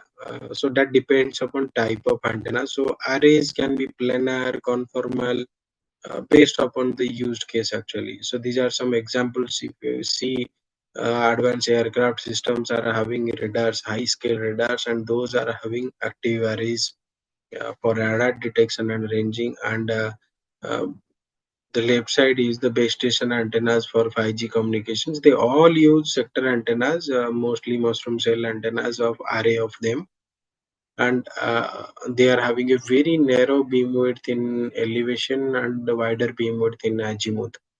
However, these patch arrays are being used for the satellite communication and some other communications, which we need a pencil beam kind of thing. So nowadays, nobody in high scale activities like these what we say. Um, Suppose a special mission, and for an example, like the Starlink by Elon Musk. So their antenna, if you'll see, it's a public patent, anyone can read. If you'll see, that antenna is very complex. It is having a radiator layer. After one other layer is there for active filtering and everything, multiple layers, and it's a very complex and very interesting engineering of that antenna, right? So now quickly I will go through efficiency. Efficiency is like how much you are giving to your antenna and how much your antenna is rejecting and how much it is pushing forward. That is very simple concept. Beam efficiency I already discussed, like the beam where the main beam, how much total amount, suppose x amount of energy your antenna is throwing, how much it is throwing towards the main beam. The main beam starts from the first null, right? The antenna is having a null, right? So both the null, how it is like signal to noise ratio will be very good. Now I will just 2 minutes I will take how do we measure antenna. Near field and far field are two concepts, it is measured in 2d square by lambda. So d is the aperture of the antenna. So near field are two types, reactive, radiative. So if you are in the reactive zone, very difficult to communicate because uh, the signals are very strong there. And radiative near field, it will work, but it is always advised to work in the far field zone for a better communication, right? So there are two types of measurement facilities. One is like if we'll see near field measurement, another is far field based measurement. Suppose you do not have space, you do a near field anechoic chamber, and then you use for your transform to transfer that near field data to far field data, right? And if you have a bigger area where you can develop a far field chamber, that is good, like directly you are measuring the far field of antenna, like all these parameters we discussed, right? So mostly these are two measurement setups for near field and far field. And the antenna, we what we are doing is, we are feeding one antenna from the one port of network analyzer and another device under test. We are uh, bringing back the signal considering the free space path loss, how much our antenna is getting at what direction. Suppose we are uh, rotating it 360-degree, right? So for every antenna, this D changes, right? Whether it is horn, parabola, or a BTS. So for everything, this D change. So based on that, your chamber size. Suppose you are developing a chamber in your college for antenna development or something, right? So you have to think first how much space you have based on how big your antennas are, whatever you are developing, right? Suppose you are making a bigger chamber, you can measure a smaller antenna. But if you are making a chamber for a smaller antenna, you cannot measure a bigger antenna like a dish or parabola. So you are ultimately you will go to the reactive or radiative near field, and your pattern will start disturbing. You will not get a accurate far field pattern or a measurement data, right? So this is a good concept to understand on how the measurement being carried forward in anechoic chambers for antennas, right? So let's directly jump into the main topic. We have another 15-20 minutes I will cover. So if you'll go to a car, right, have you ever thought how many antennas are being installed throughout car, right? Mostly if you'll see, the car is having a monopole antenna at the top or a shark fin antenna at the top.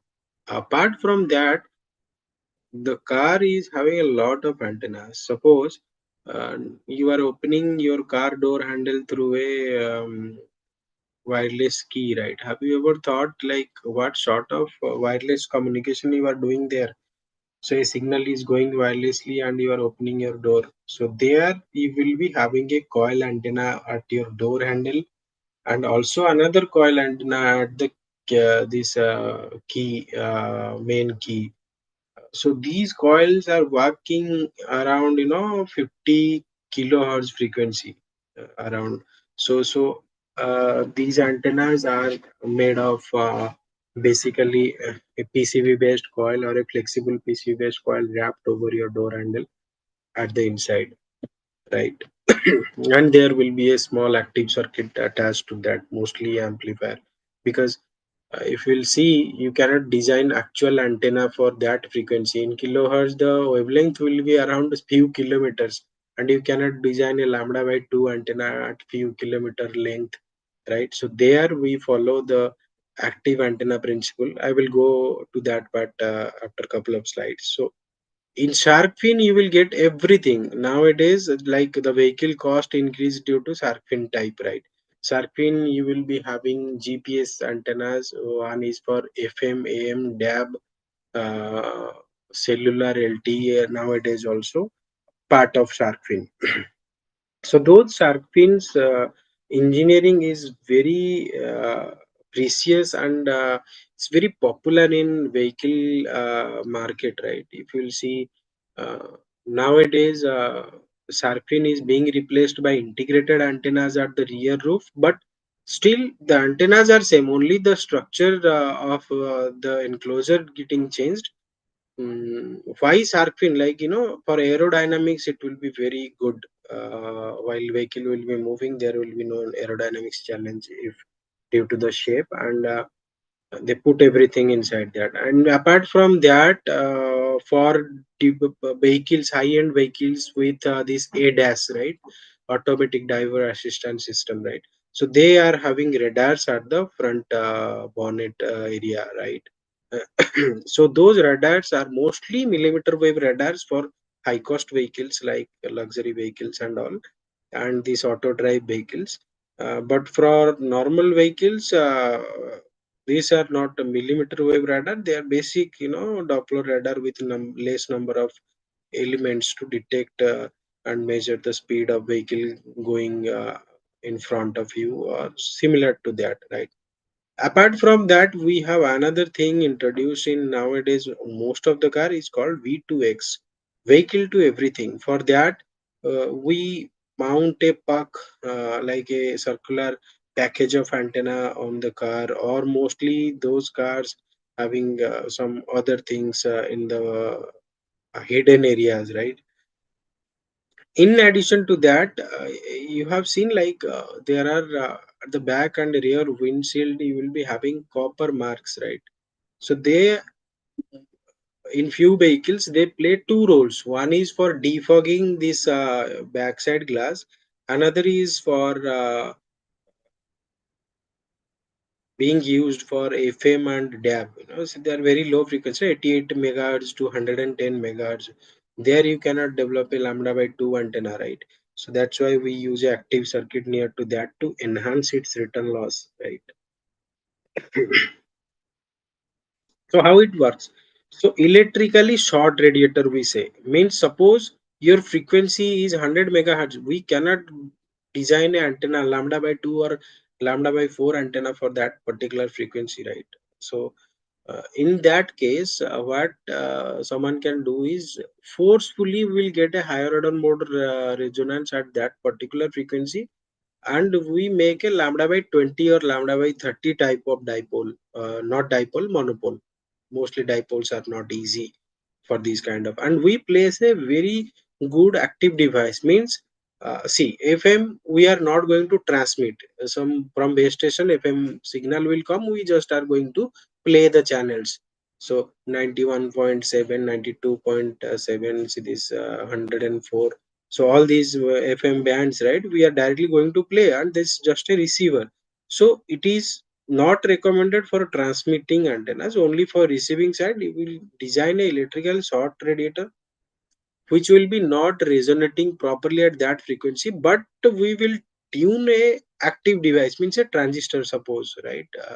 We can make a transistor to amplify the signal that is being received by this electrically short radiator. Means that signal strength will be very poor, but it will amplify. Suppose 20 to 30 dB amplification we will put, and somehow the all the FM, AM, this wideband receiving systems, they work in this particular frequency.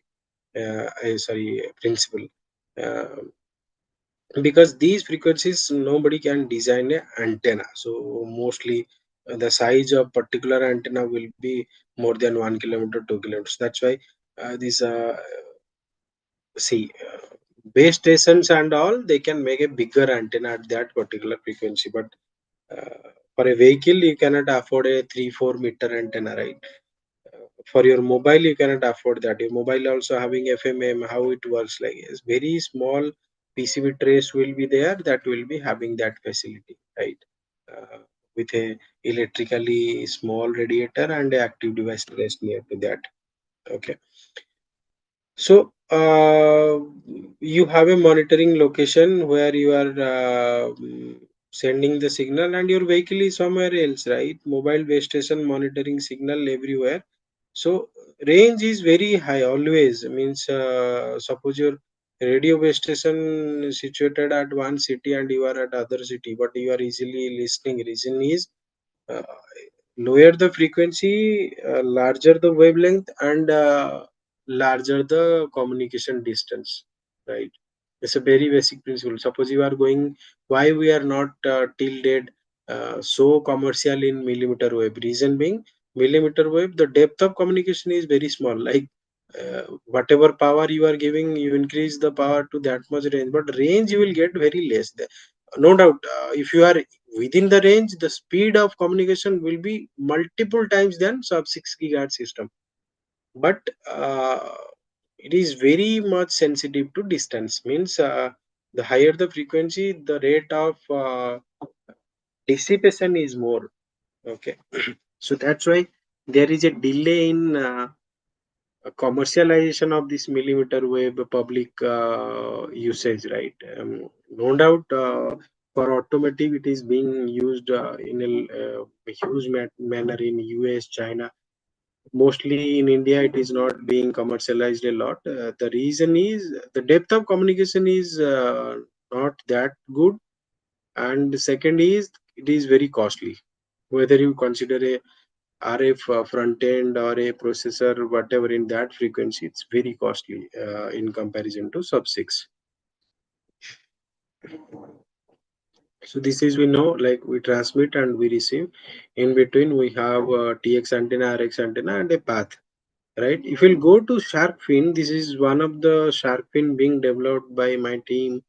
Uh, I believe if you somebody of like in the group might seen a shark fin from the inner side. So I'm showing you. If you'll see, this is the design model, means simulation model. This is the practical model. Okay.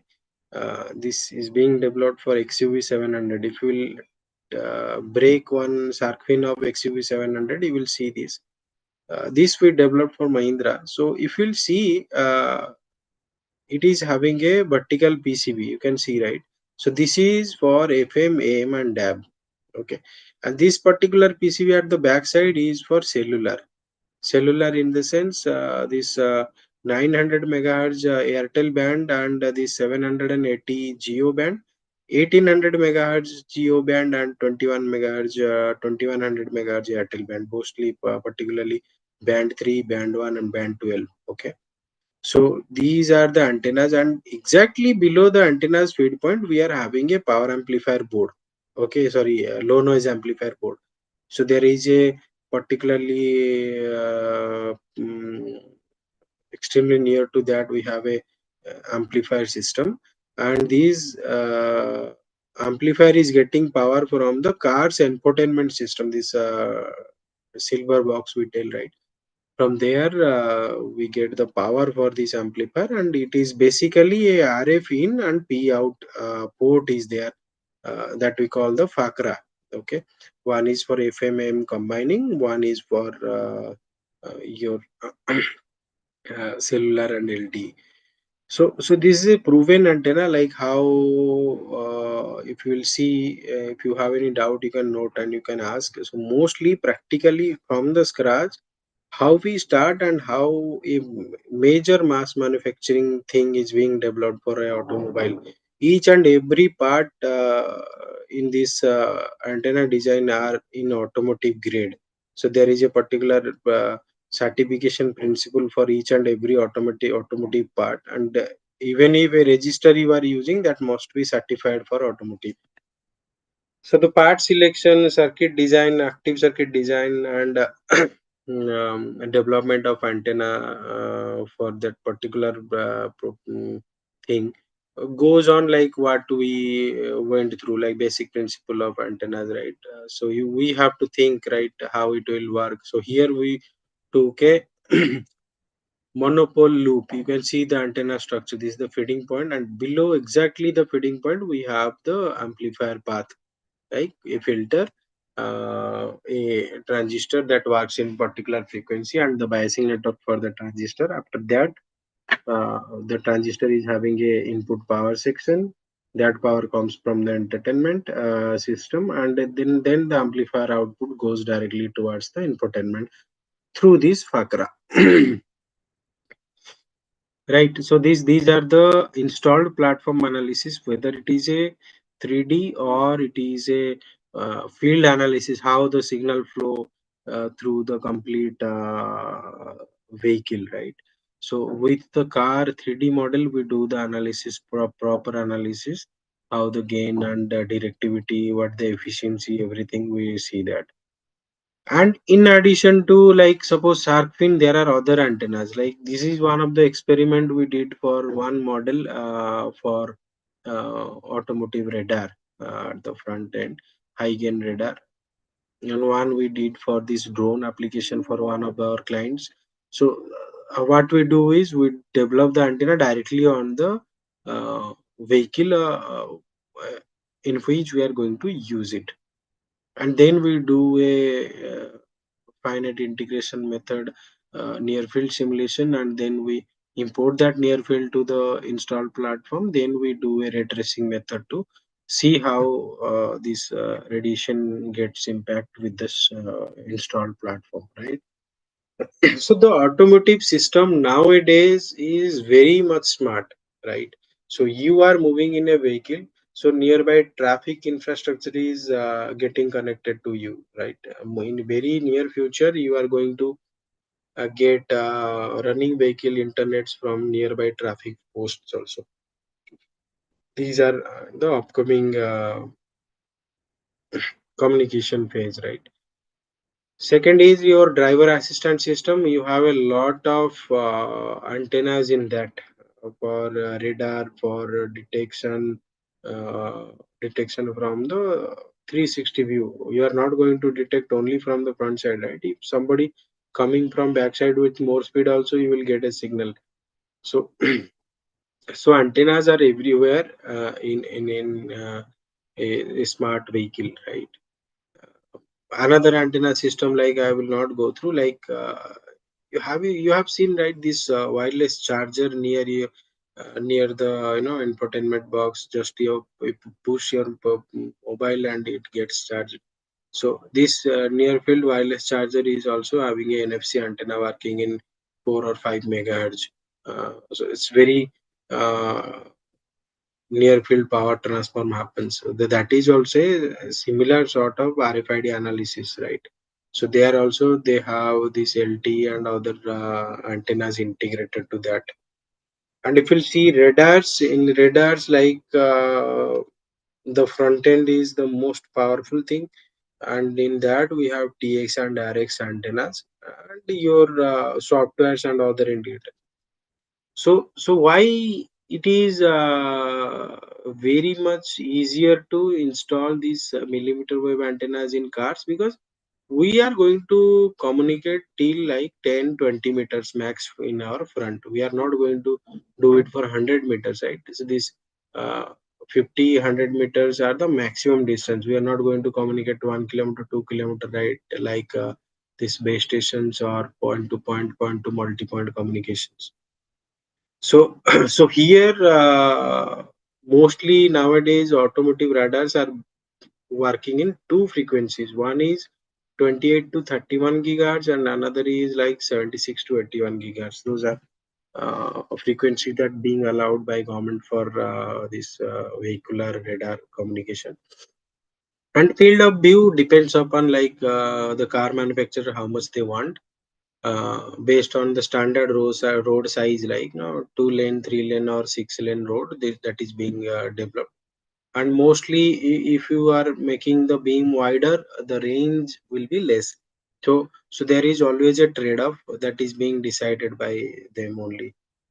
Okay, and how the antennas are, mostly these automotive radar antennas are series fed patch antennas, being designed in high cost Roger substrates mostly, or slotted waveguide antennas. It will be a metallic hollow panel with very small slots that's being fed by some sort of pin. Okay, so at that frequency, mostly you'll get easily the bandwidth, but maintaining the radiation pattern efficiency is one of the challenge. So you have to do all these analysis, like starting from basic beam width, how much you need per single element, and then you have to see the placement, right? Whether you are going to place all antennas in terms of a array, or you have to place antennas around your chipsets, right? So it depends upon case to case on your field of view, blind zone you will get, right? So how much area you want to cover from around the car, that is the important thing. Based on that, your antenna goes there. And the benefit is these antennas size is very small, right? If we'll go to the size of the antenna, it depends upon the wavelength, and the wavelength itself is here like less than 1 mm. Okay, very small. So the antenna size will be also very small. So uh, it can be easily placed very near to your front end, whether power amplifier or LNA. It can easily, we can put it. So these are some practical examples of linearly polarized and circularly polarized radar antennas that we developed for some use case. And the analysis parts are approximately same as we discussed about the basic principles. Now that is one thing. Second is beamforming. So this millimeter wave beamforming is one of the major and required parameters, right? Suppose you have a antenna array like that, you can see, right? 1, 2, 3, 4, 5, or X number of antenna arrays are there. Every antenna is a single element, you think. This complete array, one input. So suppose 6 inputs are there. So your array front end circuit, that will be having the transceiver systems for each antenna. There will be one chain of RF transceiver system, right? So every transceiver system will be having a locally controlled phase shifting system. So that particular phase shifting system will create a phase delay in between these arrays, and automatically your beam will start tilting. So suppose you know the direction of arrival of another communication, or just you want to scan the road, right? You are traveling. Suppose the same thing is being installed in a airborne radar, right? Suppose a vehicle is military vehicle is flying, and it is just want to scan the area, right? So these phase shift, you can see, right? Architecture we have given. So this each and every chain of the antenna will be having TX and RX system, a power amplifier with LNA. So two systems will be there, and the RF input system will be there. At the end of the chain, there will be a phase shifting system. Uh, Suppose like that we can control from the main IC. So this is a practical device. You can see developed. See this, all these are antenna ports, right? So this is a particular IC to control the phase shift of input RF system. So you start changing it, you can see the main beam. The red one is the antenna without any phase shift. All antennas are having same. So left side are the antennas with negative phase shift, negative progressive phase shift, and right side all the beams are positive progressive phase shift. So with that, we can easily tilt the beam. You can see the 3D diagrams, right? 0 degree, 20 degree, minus 20 degree, plus 40, minus 40. So with like that, you can just tilt the main beam, and the scanning can happen. So this is one of the major application of radars for automotive. And similar case happens with a dual polarized planar array also. So So this is all about this automotive, mostly radar and communication. So radar mostly works in millimeter wave, and communication, whether it is C-V2X, FM, AM, or cellular signal strength, all these things that being mounted around the car, whether in your rear windshield or top of the car as a shark fin or a monopole, wire monopole, or a rod antenna, or a integrated antenna above the rear windshield. So all these techniques are being used for mostly communication. And for radar, this ADAS system, radar, mm, mostly millimeter wave antennas are being used, and some driver assistance system antennas are being installed in your dash cam itself. So the camera detects the signal boards and they filter it out and they show that. So these are some used cases. Now we talked about everything. Now we'll see how we do the measurement. First, we do whatever antenna we develop, right? We took it into the chamber, we individually measure it. VSWR, return loss, isolation, gain, polar plot, FBR, all these parameters we discussed from the starting, right? We do that. How we do that also, I just give you a overview. Means there will be a DUT that mostly placed at the RX side of uh, the VNA, and we push signal through the TX port 1 of the VNA, and at port 2 we receive that signal, and we reject the free space path loss, and that clearly defines how much gain your duty is having, and that we plot 360 degrees. So everything you can uh, uh, measure there. Similarly, polarization measurement we do, like, in azimuth and in elevation without rotating this TX side, we can see the difference, co-pole, cross-pole, and polarization difference. Mostly electric field, ratio of electric field X and Y component that we see. Mm, Sometimes we take the complete uh, vehicle inside the chamber. It's in a huge chamber, generally used for vehicular communication. So there will be a 360-degree study of how the radiation behaves inside a car, right? I think that that is most of the things I have covered. This is the last few slides I have, like how we develop antennas for vehicles and for base stations. This is our factory where we develop a huge number of antennas for our customers and we ship them. Mostly customers are outside Asia. Um, where we do see characterization of antenna, like VSWR measurements. Then we check the temperature, how much temperature your antenna can sustain. So for that, thermal and vibration analysis we do.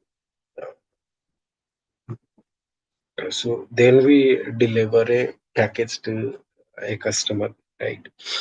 So I think that is all for me today.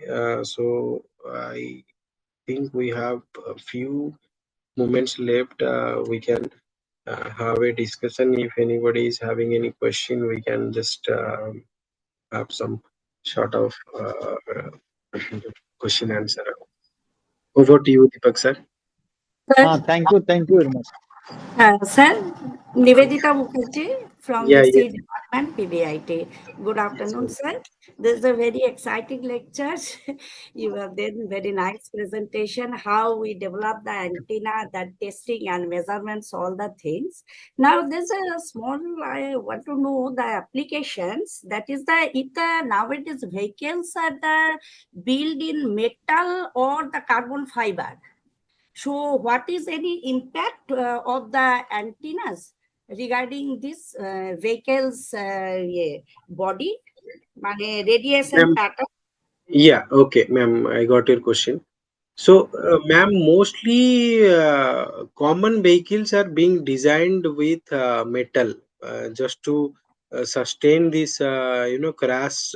Mostly they make even the top side in metal.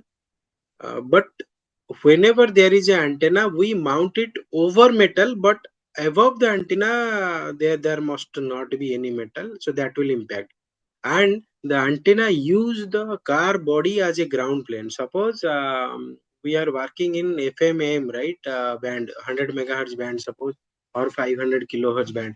In that, this car body helps to improve the efficiency of the antenna, because you know that frequency wavelength, we cannot make an antenna of that frequency, right? So that will help if we are mounting the antenna above a metal body. But some people, they use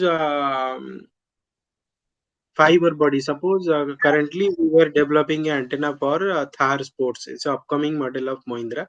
So there they gave us a space where there is no metal, only plastic at the backside. So they told us that you develop an antenna with integrated box type, like a geometry box you make. Inside that, whatever you put, like these are the frequency, these are the parameters we need. We do not know what you are putting. You just put that. There must be two connector. We will just give the connection. So there, platform was plastic. Performance was good, but similarly, if we are getting a ground connection to that metal part of your car, so that will improve your antenna efficiency mostly for the monopoles, ma'am. Okay, sir. Oh, sir, you have said that the multiple antennas is used, smart antennas in moving vehicles. So Yes. there is the mutual coupling or this type of this. So how can we can reduce this? Reduce the interference or the Ma'am, coupling? generally these antennas are different frequencies. Suppose your FM is working at 100 megahertz and your Yeah. cellular antenna working at 1.8 gigahertz. Similarly, your CB2X operating frequency is 5.9 gigahertz. So if your antennas are in a MIMO state and all antennas are working in similar frequency, there will be a chance of mutual coupling. Since the frequency is different and for Otherwise, different frequencies. yes, Okay, sir. Okay, yes, okay. ma'am. Okay, sir. Thank you so much, sir. Yes.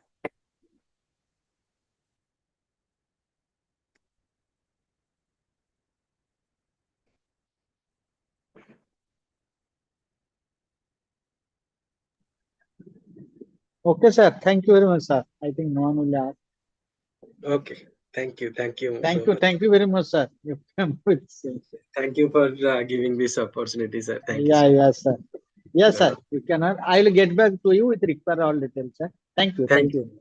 Thank you. Okay. Thank you, everyone. Thank you. Thank you. So, uh, yes, yes. Please, anyone not given, I am again sharing attendance. 1 second, please. 1 second, give me. I will share attendance. 1 second.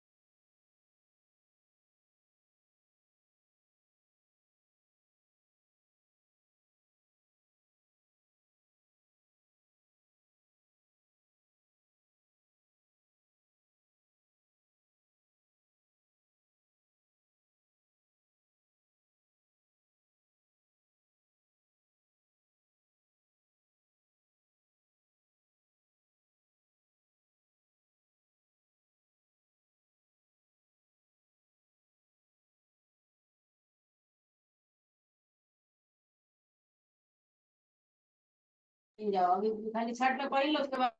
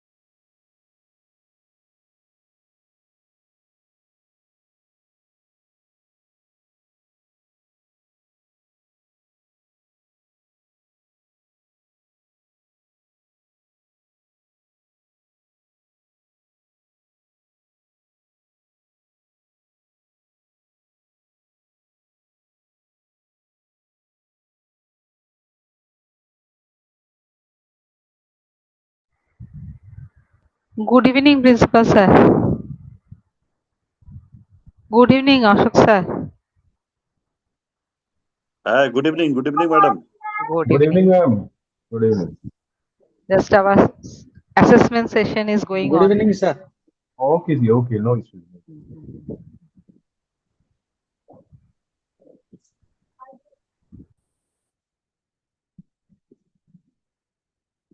Rahul sir. Sir. Rahul Sir, please, Ah, please, please, sir. Rahul Sir, please start.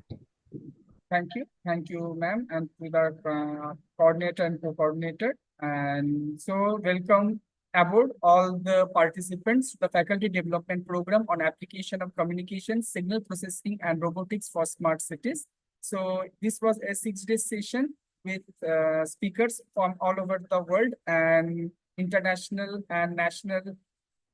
So at this point, I would like to quote saying by Paulo Coelho that it's always important to know when something good has reached its end. So closing the circles, shutting the doors, finishing the chapters. It does not matter what we call it. What mattered is to live in the past, those moments in life that are over. So without further ado, I would like to turn myself to the principal of BBIT, Professor Dr. Sandeep Manviskar, for a keynote address. Over to you, sir.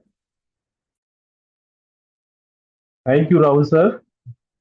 So, good evening to all the participants, organizers of this faculty development program, coordinators, HOD madam, and I would like to first of all thanks to the department for conducting this faculty development program for their continuous contribution for last 6 days. It's a really a fantastic program organized by the department. So I would like to congratulate the department first of all, and also would like to thank all the participants, all the speakers who have contributed a lot from to organize this, who have contributed a lot during their lectures and also deliver their talk on the time. So congratulations to all of them and thank you and thanks a lot for this. This type of faculty development program definitely help the faculty members to increase their knowledge base in the specific areas, because nowadays it is very important. AICT also made it compulsory to attend at least one or two faculty development programs in a year. So congratulate to all the participants who have participated in this faculty development program, and I hope they have learned many things from this faculty development program. And I would also like to thank the AICT for believing us, so that as an institution, Bajaj of Technology, we can conduct this. So hopefully we have delivered our task. So thank you so much from behalf of the institution, behalf of the management. I would like to thank the AICT Atal Academy for this faculty development program, and we would definitely hope that this type of faculty development programs we can conduct in the coming future also. We will definitely apply for the coming years also, and again in the same department as well as the other departments of BBIT. I would expect that they will definitely do their best, so that each and every department of BBIT can conduct this type of faculty development programs, so that the faculties can learn many things from the expert professors from all over India, all over world. So it's a platform which is provided by the AICT also. So thank you so much for all the participants, and I would like to congratulate the department once again by successfully conducting this faculty development program. I know they are working continuously till 9 p.m. in every day. So I would like to congratulate the HOD madam and all the team members of this faculty development program, coordinators, co-coordinators, Rahul sir, you also, and all the participants who have also continuously participating there in these lectures in late night also. So thank you and all the best to all of you. Thank you. Thank you, sir. Thank you for enlightening us from your breadth of knowledge and depth of expertise during this valedictory session. Now, I would like to turn myself to Dean Students, BBIT Professor Dr. Silvitra Bandopadhyay, sir, for a special address. Over to you, sir.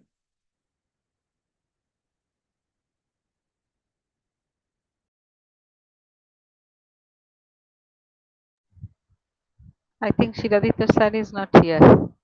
Rahul sir, please. Okay. Sir is not there. Syllabus Okay. are not there. Now, I would like to turn myself to Dean R&D of BBIT, Professor Dr. Ashok Saur, sir, for Okay. a special address. Over to you, sir. Am I audible, Rahul sir? Yes, sir. So, good evening to all of you, all respected professors, HODs, senior faculty members, and the just participant from all over the world. On behalf of Bajbaj Institute of Technology, it is my great pleasure to intimate that this year our ECE department has got Atal Faculty Development Program Fund from AICT. So it is a matter of pride for all of us, and for that, I would like to congratulate once more to the department, HOD of the department, and team of this department, very vibrant department of our college. So, as we know, the faculty development program has started from 13th of October, and this is 18th October today.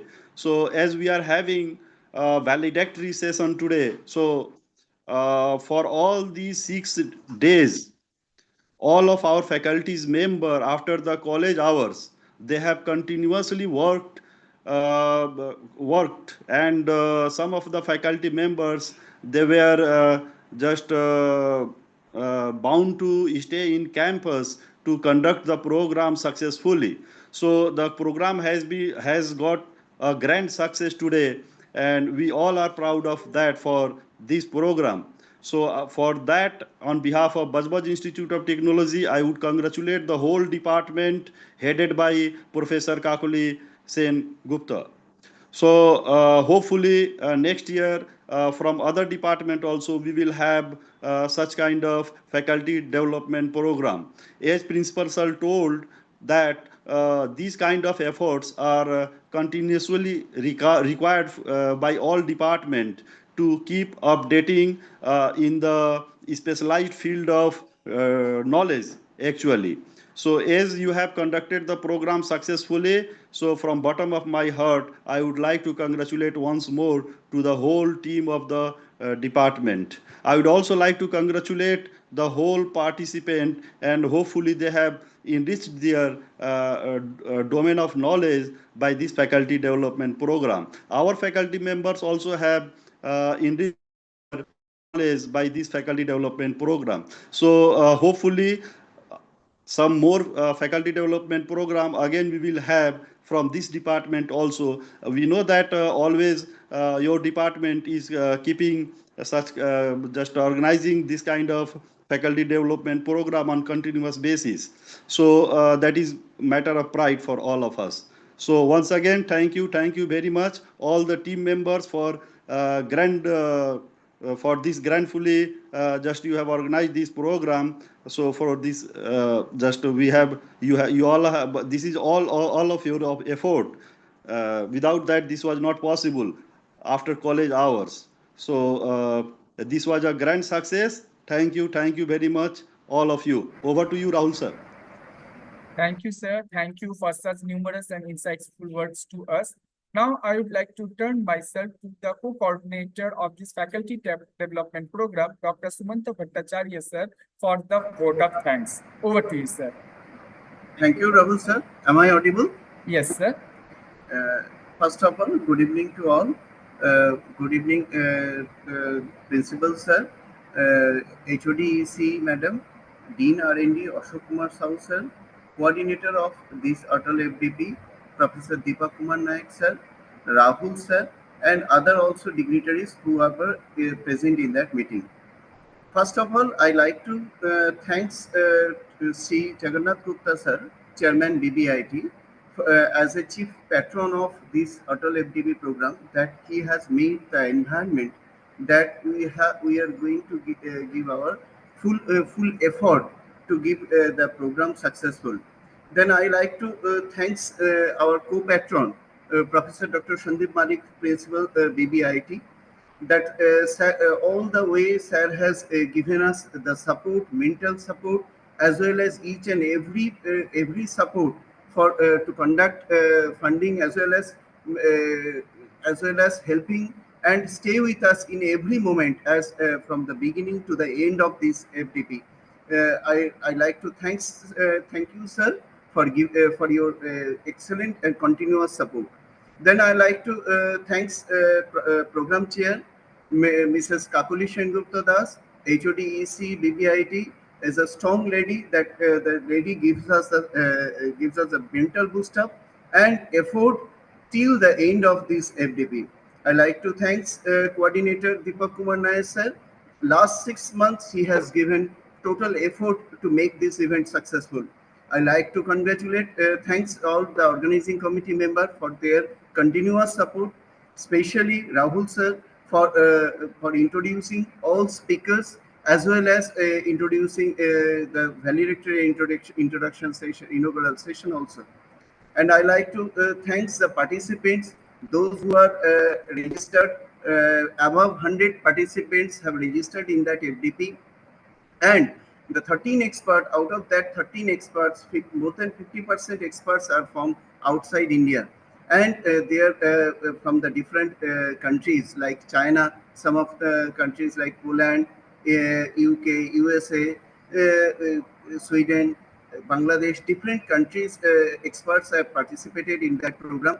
In from the India, IIT, various reputed IIT, NIT, and different industry also participated, like expert from Bhabha Atomic Research Center also given talk on robotics also. We have seen different experts given their effort to make this event successful.